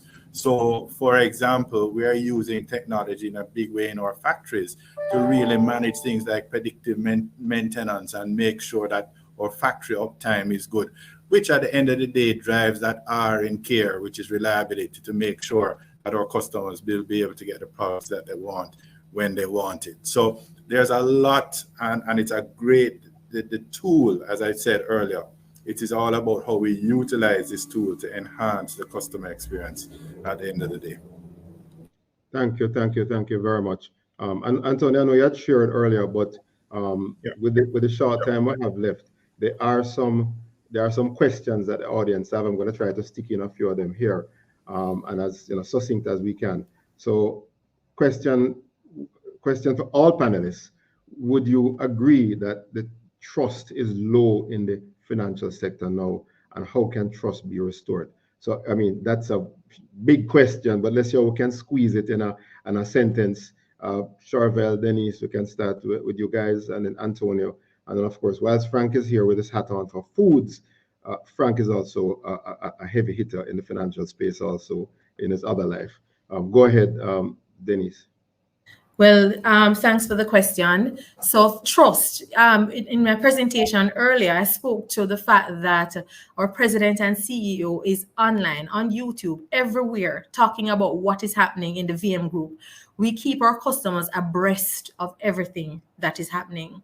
And we also, to build that trust, have them come in. We're having conversations with them in terms of what are your needs, what are some of the things that we can do differently for you. In fact, with the new online banking portal that we have now, I'll let you know that we had a focus group of customers in the space, helping us to go through that platform, letting us know what they like, what they don't like, what we must take out, what we must keep. So we are constantly having the conversations with our customers. We keep them in the space, in the conversation. We don't just go out there and do. I think it was Charvel that spoke about the Net Promoter Score survey. So when we get that feedback from our clients, we don't just get the feedback and sit on it. We get the feedback and we act on it, right? And all of that we do through ensuring that at the highest level, we have governance around that in terms of how we treat with that information from our customers. So we're continuously, constantly building trust.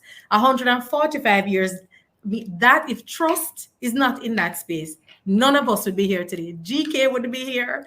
I mean, Sajikor would be here. It's trust. I think it's so great that this team of panelists is here today. I think together we speak to the importance of trust and how it can ensure longevity of an organization. Denise, thank you very much. So just whilst we answer the trust question, a reminder, because there are about 4 or 5 more questions in the comment section from the audience. But we want to remind you that yes, whilst we have organization, Sagicor Group 183 years old, VM 145 years old, NCB historically connected to Colonial Bank 170 years old, and then Grace Kennedy as the baby in the group 100 years old. But the fact of the matter is that trust is massively important for everybody here. But remember, we have a new niggling situation, this thing called digital, right? And so this thing called digital has kind of changed up the dynamics a little bit. So yes, it's the foundational trust is there with the brands, but as we start to add apps and add websites and we've seen the cybercrime, let's call it, rise around us. I mean, not just locally, globally. Not that we have the technology people here to talk about it. I mean, somebody in one of the questions here asked, trust cybercrime initiatives question sign. I'm not gonna stress those questions, but where are we some of the strategies and thoughts around building trust in this digital age? Charvel, have anything to add to that? And then we'll Antonio after. Yeah. Thanks for that, and thanks for the people online for raising those, because those are critical things. Yes, trust is important, and we have to handhold our clients, and that goes by, one of the key things in any conversation is the communication. I used to say to persons that communication is what the receiver receives, because you can say to somebody, don't click on a link, and they go and click on a link, right? It's what they heard. So we as financial organizations, we have to break it down and meet the people where they're at. We have to break it down to simplicity, make it easy and simple for them to understand the things that they're not to do. If I could reach out to everybody who is here, please stop clicking on links.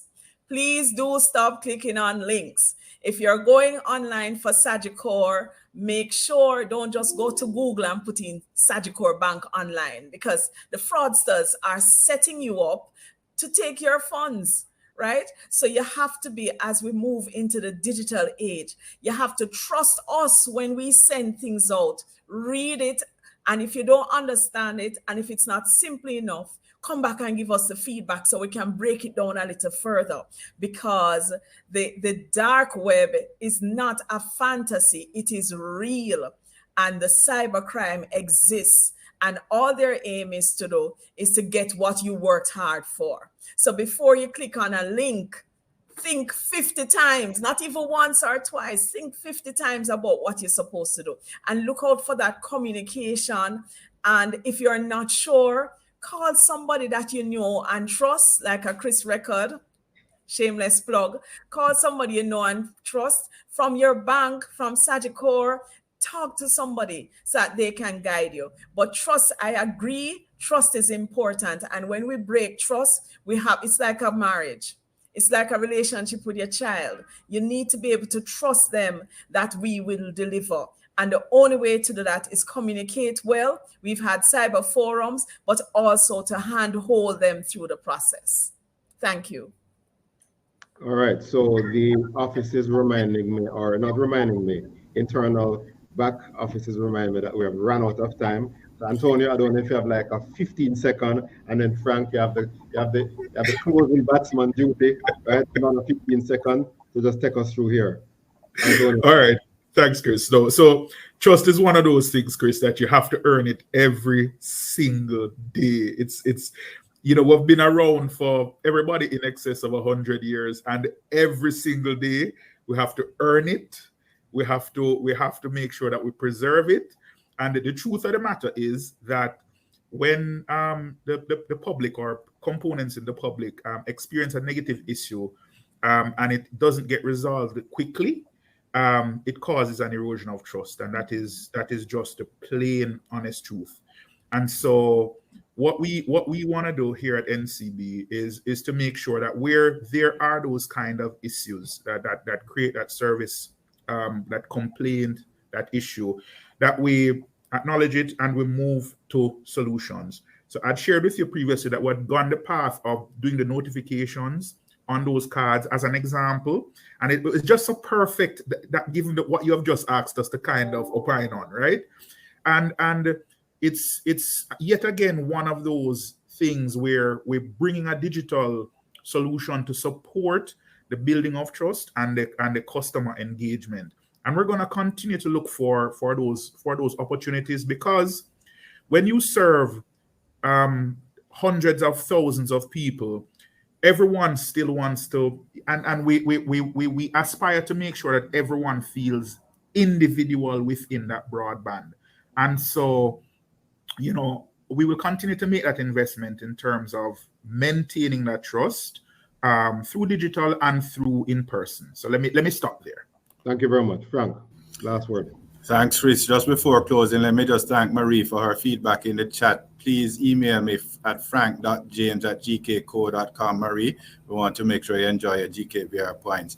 Chris, my closing is very easy. The word is care. Communication, accessibility, reliability, and empathy. That's how we will build trust. Thanks again for inviting me. And Frank, thanks for raising that point a while ago from the chat. Panelists, I'm going to ask everyone to go back in the chat and read. Each of your companies have gotten various big ups from people. Names have been called. People who have delivered great service, Antonio and VM, and also Sagicor. And of course, Frank, you mentioned a challenge that somebody had, and you're going to deal with it. So see, we're here demonstrating trust. One commentator from someone, trust, hard to earn, easy to lose. One last thing that I'll ask you guys to go back and take a look at is a question came talking about all of this now. We're talking to tech people. What about the non-tech savvy people, elderly group, people who are non-tech savvy are scared around data? So different discussion, would have time for that, but something to think about. Ladies and gentlemen, thank you very, very, very much. Lots of great information here today. I hope the audience took a note or two. My notes from Denise: never lose the common touch. Yes, love Frank's creativity around care, we care, communication, accessibility, reliability, empathy. Yeah, Sharva, they talk about we still need to do the hand holding. And yes, Antonio reminded us of that. So guess what, guys? In my recent published book, one of the things we talk about is the people and the culture are still the most important thing in this digital age. And that's what we're getting here, the foundational component. Ladies and gentlemen, thank you very, very, very, very much for this panel today. And I'm handing it back over to the team back in the office. Dolores Jones, over to you. Thank you. Thank you, Mr. Record, our moderator, and to our panelists. Your insights and perspectives were truly valuable to us this afternoon. Building trust in the digital world. We thank you for sharing the different perspectives from your organization as to how you plan to use AI to support and enhance the service that you're going to be constantly giving to your clients. And as we listen this afternoon, the theme is trust, trust, trust. And I want to share a quote from a renowned author, Stephen Covey. Trust is the glow of life. It's the most essential ingredient in effective communication. It's the foundation principle that holds all relationships together. So as we work to enhance our relationships with our clients this afternoon, we thank you for your input, and we thank you for taking the time to share with us all the things that are planned to enhance it. So again, thank you for your time and your expertise. And we do look forward to embracing the digital technology and doing so in a world where we do appreciate that you, our service providers, have the trust of all our clients at heart. I thank you so much.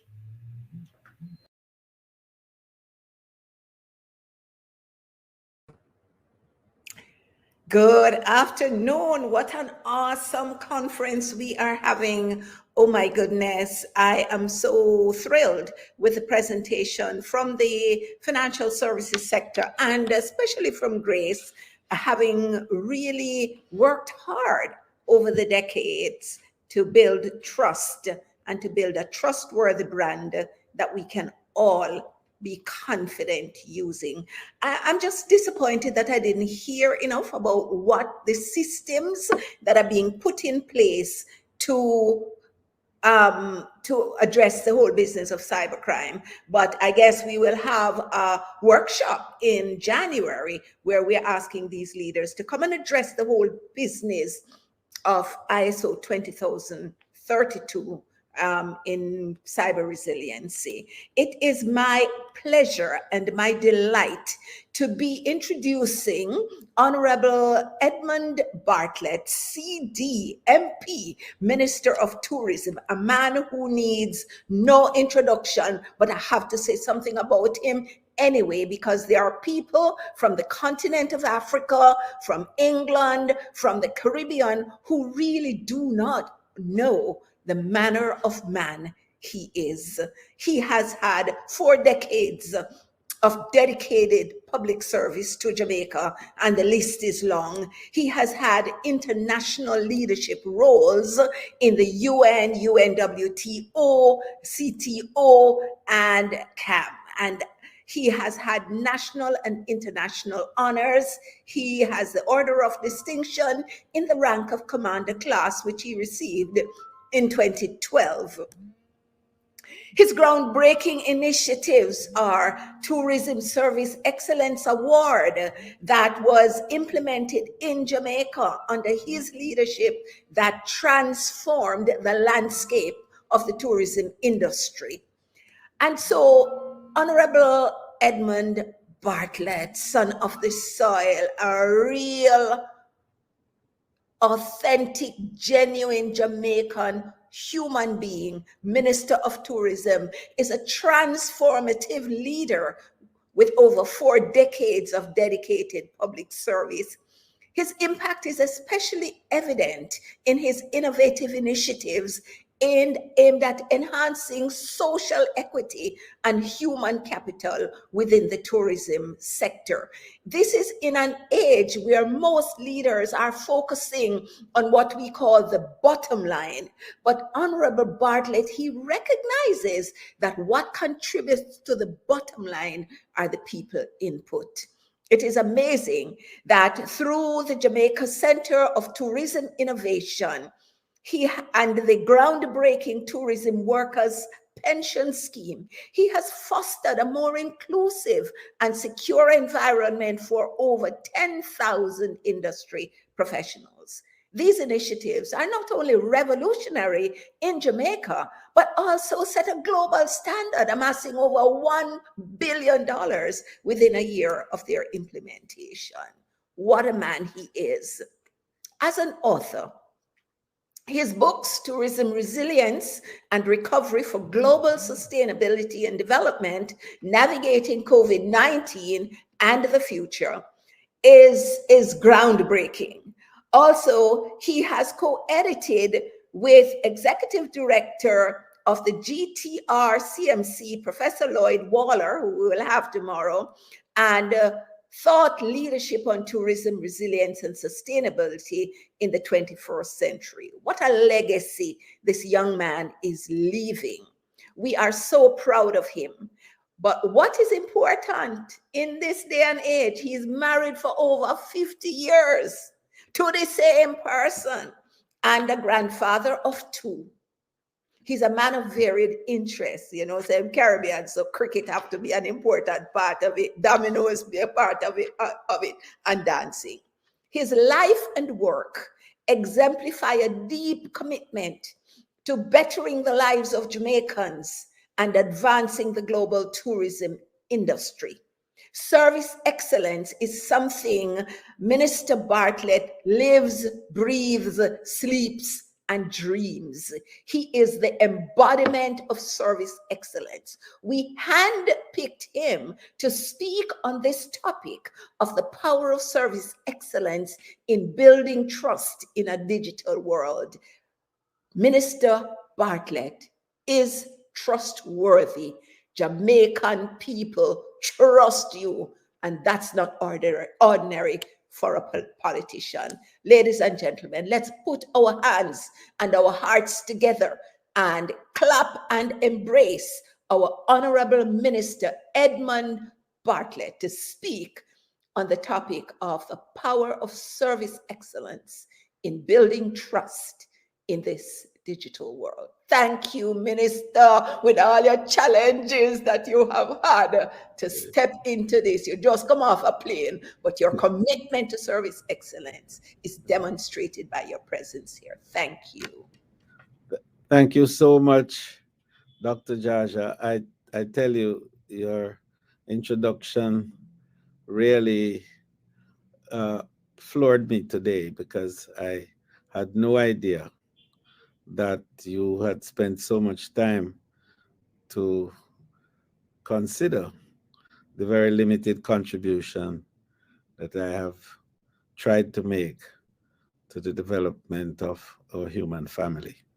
And perhaps I might have to ask you to help me in codifying some of these things for another publication that is to come. But I want to use the opportunity to say how pleased I am to participate in today's very, very valuable and critical conference on service excellence, because it's the heart of what I do. It is the essence of what makes Jamaica the preferred destination that we are today. But that's only from a tourist point of view. Service excellence is what really makes us a nation and people who can relate to each other, believe in each other, love each other, respect each other. Because what we're doing for and to each other is to enhance the capacity of each other to be better and to offer more innovation. So service excellence then is not an act in itself. It's a whole process. It must become a way of life. In fact, part of the DNA of each of us. And Jamaica has shown that, and later on in my presentation, I hope to illustrate that to you in a very strong and poignant way. So I want to salute now Miss Norma Williams, our customer service practitioner and cabin crew instructor for Caribbean Airlines, and Mrs. Althea Mackenzie, our broadcast journalists and educators who are the conference hosts. And you very specially there, Dr. Jaja, for the work that you've done over the years, your invaluable contribution to building the capacity of people to offer more of themselves and in the process become more. Mr. Leslie Lee Fook, the Director of AI, Automation and Analytics, Incos Service Limited. Mrs. Cheryl Bridgman, Director of JAXA. I hope I have that properly pronounced. And VP Customer Experience and Marketing, Guardian General Insurance, Jamaica Limited. I know Guardian for pension purposes for the workers of the tourism industry.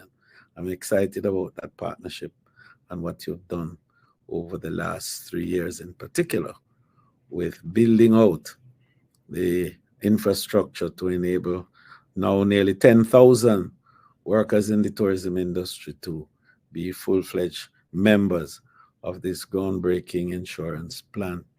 I was hoping it would be insurance as well, but definitely pension plan that we have for the industry. Other speakers and delegates, distinguished guests, members of the media, ladies and gentlemen, good afternoon, and I was hoping it would have been good morning, but I think Dr. Jaja already indicated to you that I had the experience of my life trying to get from the desert in Riyadh through London to New York to come to you to make sure that we could share today. So then let me just indicate that service excellence, as I noted earlier, is the lifeblood of any successful organization and critical to any country's quest for sustainable national development. However, when we talk about service excellence, what do we really mean? In a nutshell, I think it is the act of going beyond customer expectations and delivering an industry-leading experience that truly wows our clients. I like to call it what I call high-touch services. It's a kind of service that doesn't come from the hand. It doesn't come from the head.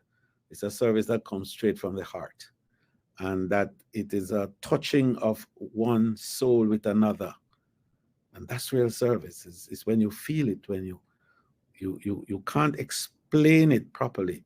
It's just an emotion that takes you to a higher level of your own self. So in tourism, for example, our client is the visitor, while service excellence is the delivery of our brand promise. Our industry success in Jamaica is predicated on the belief that trust and that ability to deliver that trust, that promise that we make when we go to the market, to enable the visitors to have an authentic, safe, and seamless experience when they come to our country. And we wrap that all into a new concept, which we in Jamaica have given to the world, called Destination Assurance. So Brand Jamaica now would mean very little, if anything at all, if we fall short of aligning what we promise with what we deliver. Gone are the days when tourism was about providing a place to stay or a meal to eat. Today's discerning traveler is seeking exceptional experiences and lasting memories. So in an era where customer expectations are continually evolving, maintaining high levels of customer satisfaction is paramount to tourism success. And I could say that of any and every other subject and indeed industry or activity. Service excellence is not a mere buzzword. It is the backbone of our tourism industry. It encompasses every interaction along the tourism value chain, from the moment a visitor disembarks the plane to the moment they get back on their return flight, and all the experiences in between. These encounters, for example, include the ones with the red cap porters, the hotel front desk staff, the bartenders, the tour operators, and the craft vendors. And those are the defining factors, I think, in their perception of Brand Jamaica. I maintain that the moment of truth in marketing is that point when the product meets the person.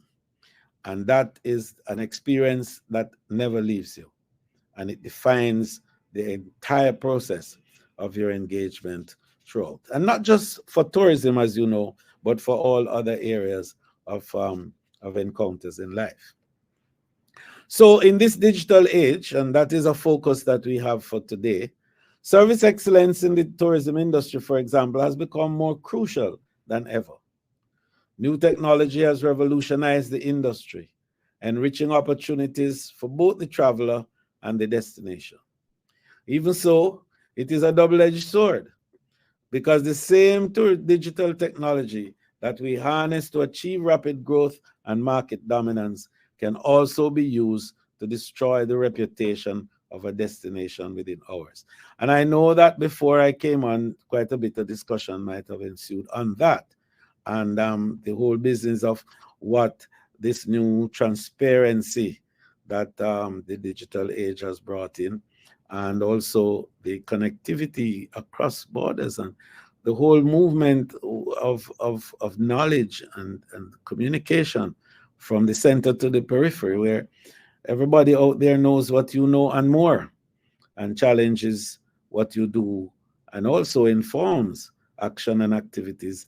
What it does, in fact, is to remove the level of control that you thought you had on many, many things, including the way people perceive you. So consequently, the importance of service excellence, I think, cannot be overemphasized. And Brand Jamaica is committed to delivering on its brand promise.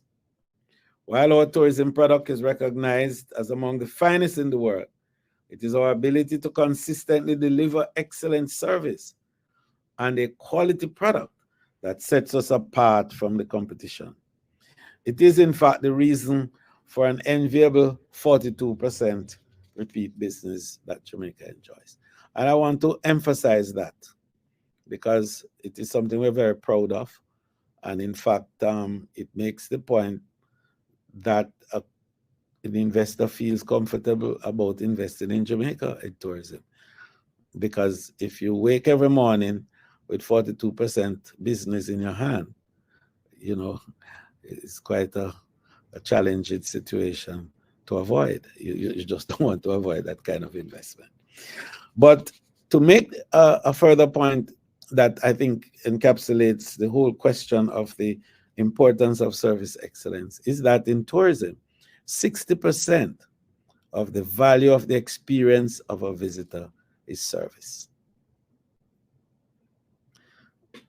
I leave it there. So let's talk a little bit about the digital technology and the tourism economy itself, because I think one of the considerations that has to be brought into our discussion also is just a recognition that there can be a tourism economy, and that because of how tourism is connected with all the different economic activities and services across the global spectrum, it creates the ecosystem for a strong economy, and that everyone inserted along the value chain has the potential for prosperity. So since the 1970s, tourism has remained one of the strongest pillars of Jamaica's macroeconomic development.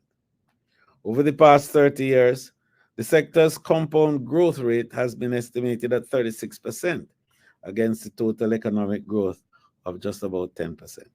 I think that the immediate post-COVID period has sort of adjusted that sort of statistic, and no doubt that by 2024, we will have some new measures in relation to that.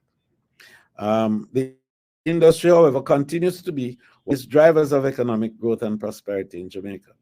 And for the records, this is the 10th consecutive quarter that tourism has shown growth and is relating to the country's GDP growth of 10 consecutive quarters. So this continued growth is important because tourism is a multidimensional activity which touches many lives and interfaces with various sectors such as agriculture, the creative and cultural industries, manufacturing, transportation, finance, electricity, water, construction, and other services. And it directly employs 175,000 people at the moment and generates indirect and induced employment for some 354,000 Jamaicans. I'm giving you these bits of information because it makes the point of how important, service excellence is to an industry of this nature and how critical that ties into the well-being and the prosperity of the country that we have called Jamaica. So we continue to grow, and the numbers this year have been very flattering. To date, we've had a little over 3 million visitors, and we have earned just $3.2 billion for the economy. We're expecting to end the year at about just a shade under 4 million visitors and earn 4.2 billion, which is the first time in our history that we would be annexing the 4 billion mark in tourism earnings. And when you consider that we've increased our tourism dollar retention from the weak 15 cents that it was in 2016 to 40 cents now in 2023, you will recognize that we will be retaining just about $1 billion in the economy for the people of the country, the ordinary Jamaican, the 80% of the players in the industry that are small and medium enterprises. So what then is the importance of this digital discussion that we're talking about? We recognize the change that is taking place in the global realities, how business is now constructed, the type of new business models that are emerging, and how technology has changed and its use has also changed, and how the service sector has been influenced over the last few years by this change in the technological advancement that we are experiencing. And digital technology has become pretty much the standard by which the future is going to be predicated. I have had the benefit of attending a number of countries where discussions on digital technology in tourism in particular has been a big focus. And the reason that I wanted to, just say a few words here with you is that because tourism is a service-oriented industry, it's just hugely driven by human beings acting with and for other human beings. Because that's really what happens. You travel the world to meet people, to be entertained by people, to be served by people, and to enable the enrichment of people. It's the strongest and fastest way to transfer wealth among people, tourism. The consumption pattern of a tourist is 5 times that of a local person. And what we do as we travel around the world is that consume, consume, consume. And what do we consume? Every imaginable thing that you could find.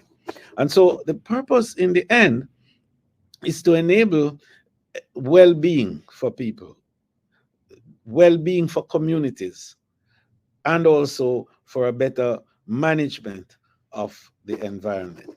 And the technologies that have emerged have enabled us to be able to do that. You know, a few years ago, 10 years ago, in fact, when I went to a meeting in London with a few folks who were in the booking engine business of tourism, you know, we do that. We book people to travel. And somebody said to me, in 5 years' time, tour operators, travel agents, and so on would become a challenging, if not existentially threatened group of service providers. And that's absolute nonsense. There is no way that tour operators and travel agents and so on would ever be threatened. I said, of course, because that little gadget you have in your hand called a telephone, a cell phone, is going to be where all the business in tourism is going to be transacted. And I said, absolute rubbish. And so I'm eating my words, because now today, the essence of the business activities of tourism, as of many other areas of economic activity, is through the telephone in the new form that it is, the cell phone. And so we are finding that we are talking with people simultaneously, that we're talking to people virtually, that we're talking to people in all sorts of new technological modes. Virtualization has become a big part of this whole process, where you now are not feeling and touching physically, but your avatar is doing so virtually. That you're having experiences that are now related only to your mind and your emotion and your feeling, and not to your sense of touch and the actual physical presence that that offers as you move around. But it does something else. It gives you a sense of what it is that you really want to have and whether there's value for money in getting it. So we have been able to look at the impact of digitization on a two front. One was what it offers in terms of efficiencies and the new capacities to add more to the experiences that people have. And then secondly, what it does by way of disruptions, what type of disruption it causes, and how those disruptions now impacts the life and livelihood of people. And perhaps a third dimension to it would be what level of change it has brought to the traditional tourism as we understand it. And so later on this week, I'm going to open a special conference, I think put on by the Sandals University, looking at virtualization in a new way, and to see how that technology is going to assist in training and retraining the millions of people who are likely to be displaced because of digital technology. And I met the individual in question who is leading that team here about 10 years ago, in fact, in Madrid. And we were talking about virtual reality, mixed reality, and augmented reality, and how that is going to allow for, within a single space, millions of people to be trained simultaneously, and how that is going to then impact, you know, the pain of the disruption that technology is causing in the workforce. how it is going to redefine the nature of the workforce and what the future of work would be. So we in Jamaica have to give some serious thought to that now. We have to look at the impact of virtual reality and how our users feel as they are physically present in a digitally created environment, and how that enhances the visitor experience. During COVID, we were able to marry 140 couples across the world virtually. We had a nice ceremony at Laughing Waters, and I was master of ceremonies. But what it said is that now you're married virtually, you can come to Jamaica after COVID is over and have your honeymoon. So what the technology is doing for us is creating a connectivity like we never had before that offers an invitation that enables people to come to have a practical feel of the virtual experience that they had. Then there's the question of robots and artificial intelligence. And with the help of AI, operators, I think, are usually going to now get action in areas that we never thought we had capacity to manipulate. The issue of nanotechnology is a big subject to discuss, because with nanotechnology now we're going to be able to do great things with enabling better epidemiological management and control of our environment. We're going to be able to access crevices and corners and nano spaces like you've never seen before, enhancing, therefore, safety in health and security in general. We're going to be able to have sensors all over the place with command points so as to allow for management of how we move and enabling safety and security. The Internet of Things is going to be a big driver, not only in tracking passengers and baggages and linking airlines with other airlines and enabling knowledge of every passenger that comes on a flight, and tracking also of everyone, and being able to enable a sense of direction to every part of your country that you go, even without human presence. These are important and new developments that we're seeing. Other smaller but critical one has to do with, for example, the emergence of the sharing economy, which now enables people from anywhere across the world to be able to access every single type of asset that you have within the space, and also to establish standards and quality control so that people have a sense of confidence in terms of where they are going and what they are going to. And that confidence is provided not just by way of words given to them, but data and analytics that allow them to be able to maneuver and manage the process themselves without the help of other third-party groups. So Airbnb is an example of that, with a platform that is of experiences, and people go on that platform, and with faith and confidence, they get visitors, they earn money, and they add to the value of the tourism experiences in Jamaica. We could talk also about Uber. Uber is another type of experience like that, where your whole transportation experience is changed. You're meeting and dealing with people with confidence because of the digital management that has been applied there too.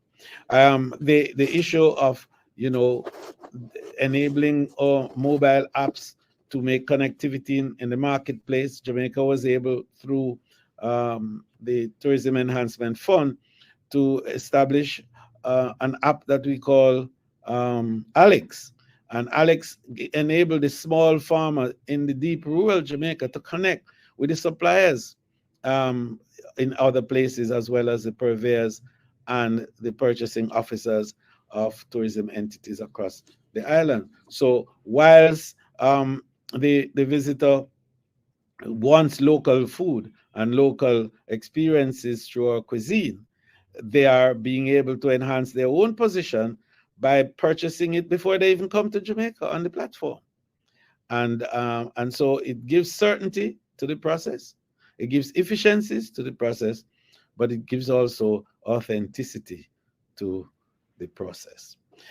I want to close because we could continue talking this as we emerge into this new phase and how we are going to educate and build the capacity of our people to respond to the digital realities, to understand what the metaverse is all about and what an avatar is and how to treat with that.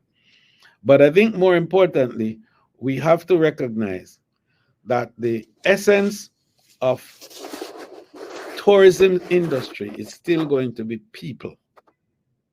We cannot avoid that. People will continue to be at the center of these activities. And all the technological advancements that we have are going to be designed to make people have a more central focus. And service excellence can never be replaced. So machine intelligence, working with human intelligence sometimes, will create a synthesis that will allow for this age of knowledge to become the age of wisdom. And may we live long enough to experience that age of wisdom. Thank you very much. Oh, Minister, we are experiencing that age of wisdom, the wisdom that has come from you in this presentation is absolutely amazing. You know, this morning, Leslie spoke about AI and the fact that it is here to stay, and we ought not to be afraid of it. And in your presentation, you have demonstrated that not only is AI assisting in the tourism industry to expand the reach to our customers and our guests and our visitors, but it is expanding the opportunities for more Jamaicans to be employed in this space. Despite the fact that we have implemented so many AI initiatives, what we are seeing is that we're not losing anybody in the industry due to AI, due to robotics. We are actually expanding our reach into what we call every nook and cranny of Jamaica.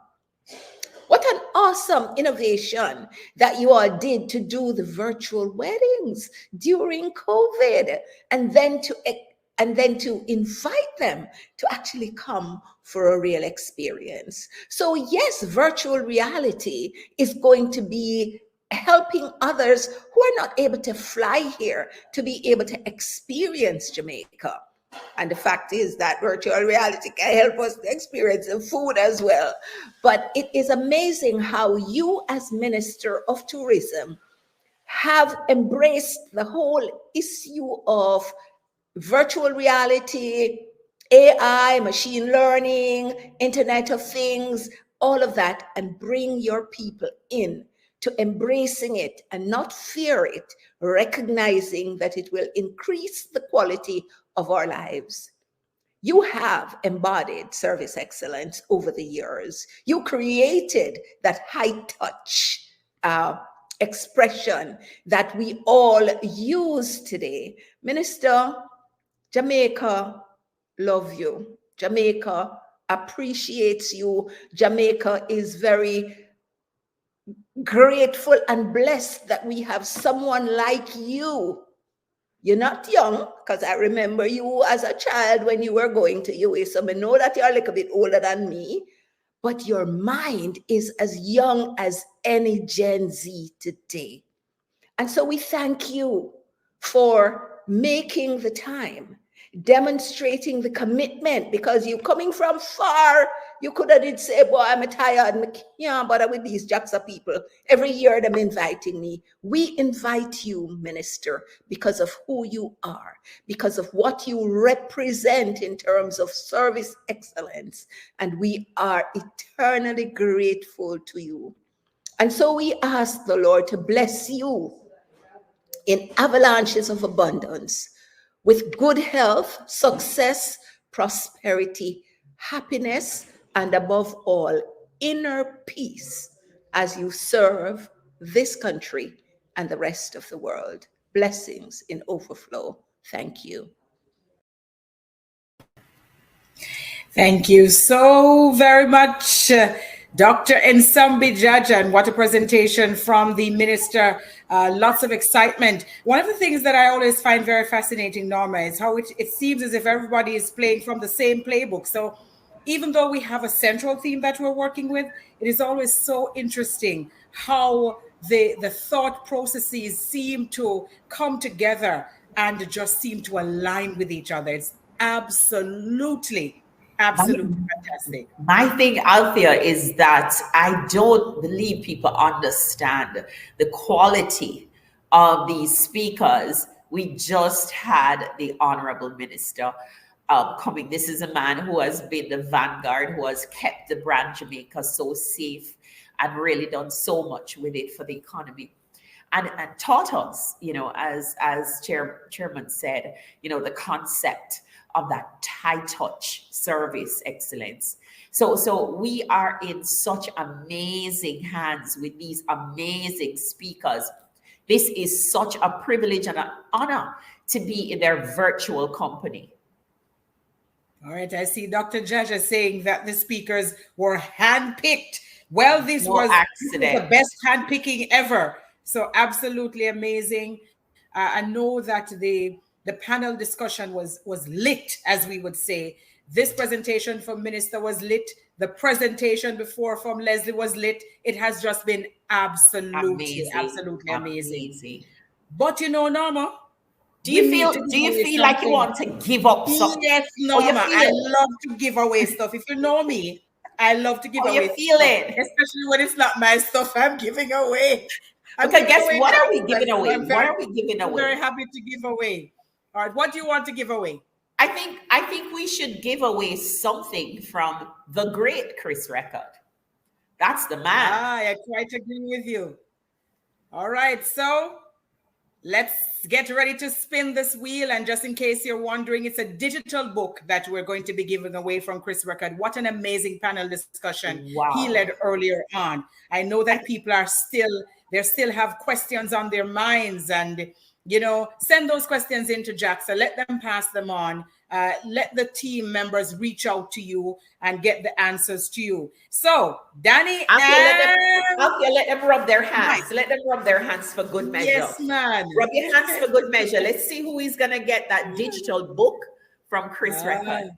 The first of two we're giving away. Okay, the wheel is going.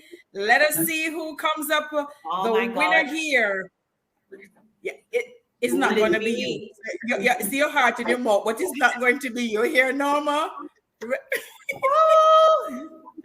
Go ahead and read the winner there for us. Edie. I think this is Edie. I know somebody with this name. Peter Edie. Oh, congratulations. You have won a digital book from Chris Record. Now, Chris Record is all things digital. He is a guru at what he does. So you are really great prize. All right. So before we move to the other digital book, I want to give away something from JAXA. JAXA has been absolutely amazing. JAXA has been absolutely amazing. And we're going to spin this wheel. And we're giving away one complimentary registration for the customer service certification program from JAXA. This really is very important. In fact, we have graduation a little bit later on. So I want you to stick around for that. This is how you cement your chops as a service organization representative in terms of service excellence. So whatever area you're serving in, this is how you ensure that people know, listen, I am serious about service excellence. Yeah, so this let us one is a spin big that deal. wheel and see if we can give away this registration. This is a big deal. So go ahead, Danny. Go ahead, Mike.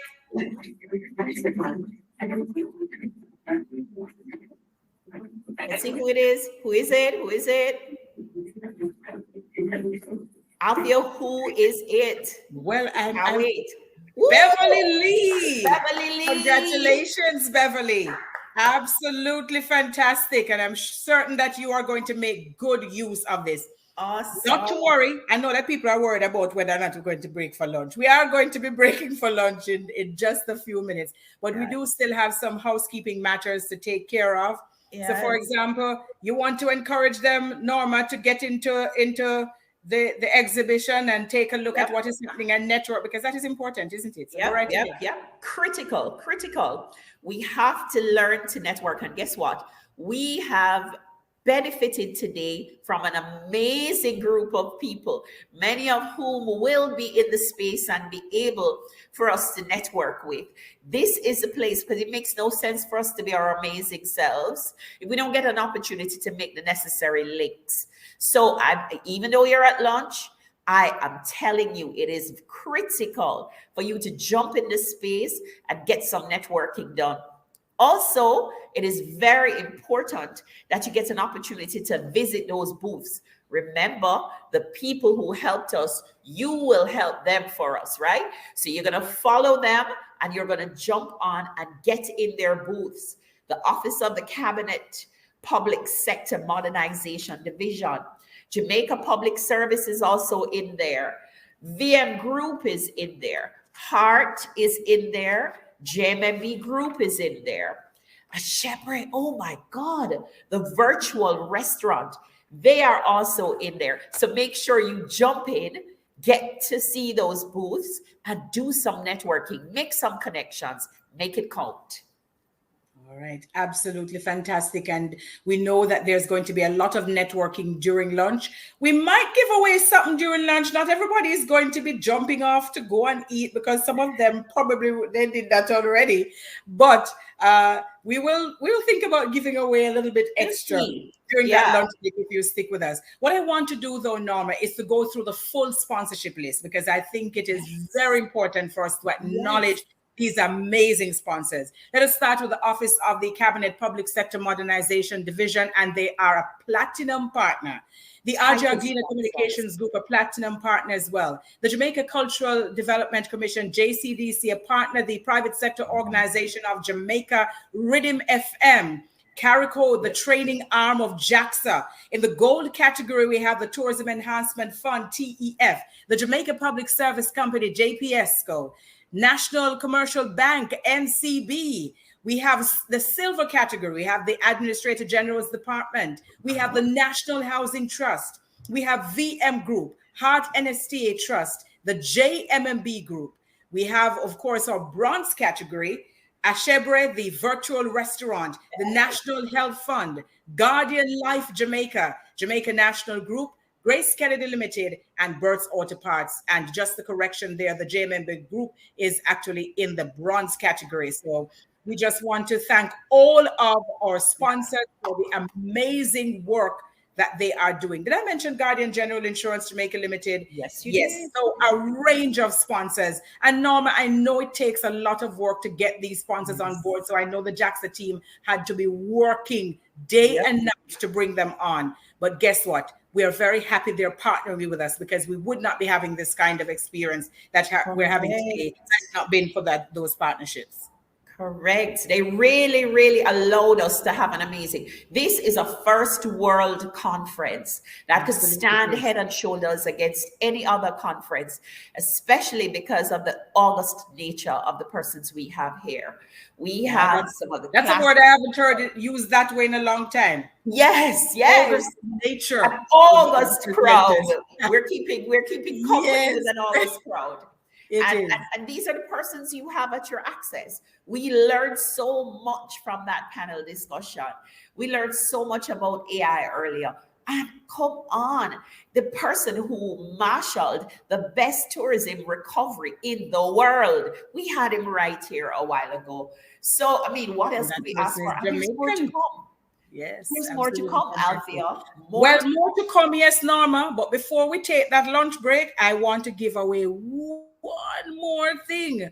One more thing. I feel generous. So Danny and Mike, bring up that wheel first and let us see if we can give another book, another digital book from Chris Record. And then right after that, we're going to break for lunch. And then when we come back, we're going to have more conversation, more networking, more excitement. And if I'm feeling generous, and if Norma is feeling generous, we might give away something again. All right, so let's get ready. Wait. Let's warm up my hands. Let's just get the spinning going. All right, let's go. Spin that wheel. Who is it going to be out there? Who? I have no idea, but this is exciting. Gosh. Oh, wow. I just know it won't be Norma Williams. That's the sad thing. No, it won't be Althea Mackenzie either. Oh, Camille Francis. Woo! Wonderful. Congratulations to Camille Francis. A reminder, just as before we take the break, go into the exhibition room. Take a look at what the partners have on offer. Network, share, and then share some more. And that was a picture there of the book. Chris Records book. It's the digital book. Thank you, Chris. Thank you so much. Yes, absolutely fantastic. Thank you very much, Norma. We'll meet on the other side of this lunch break. We'll be back with more excitement. What are you having? I'm not even sure.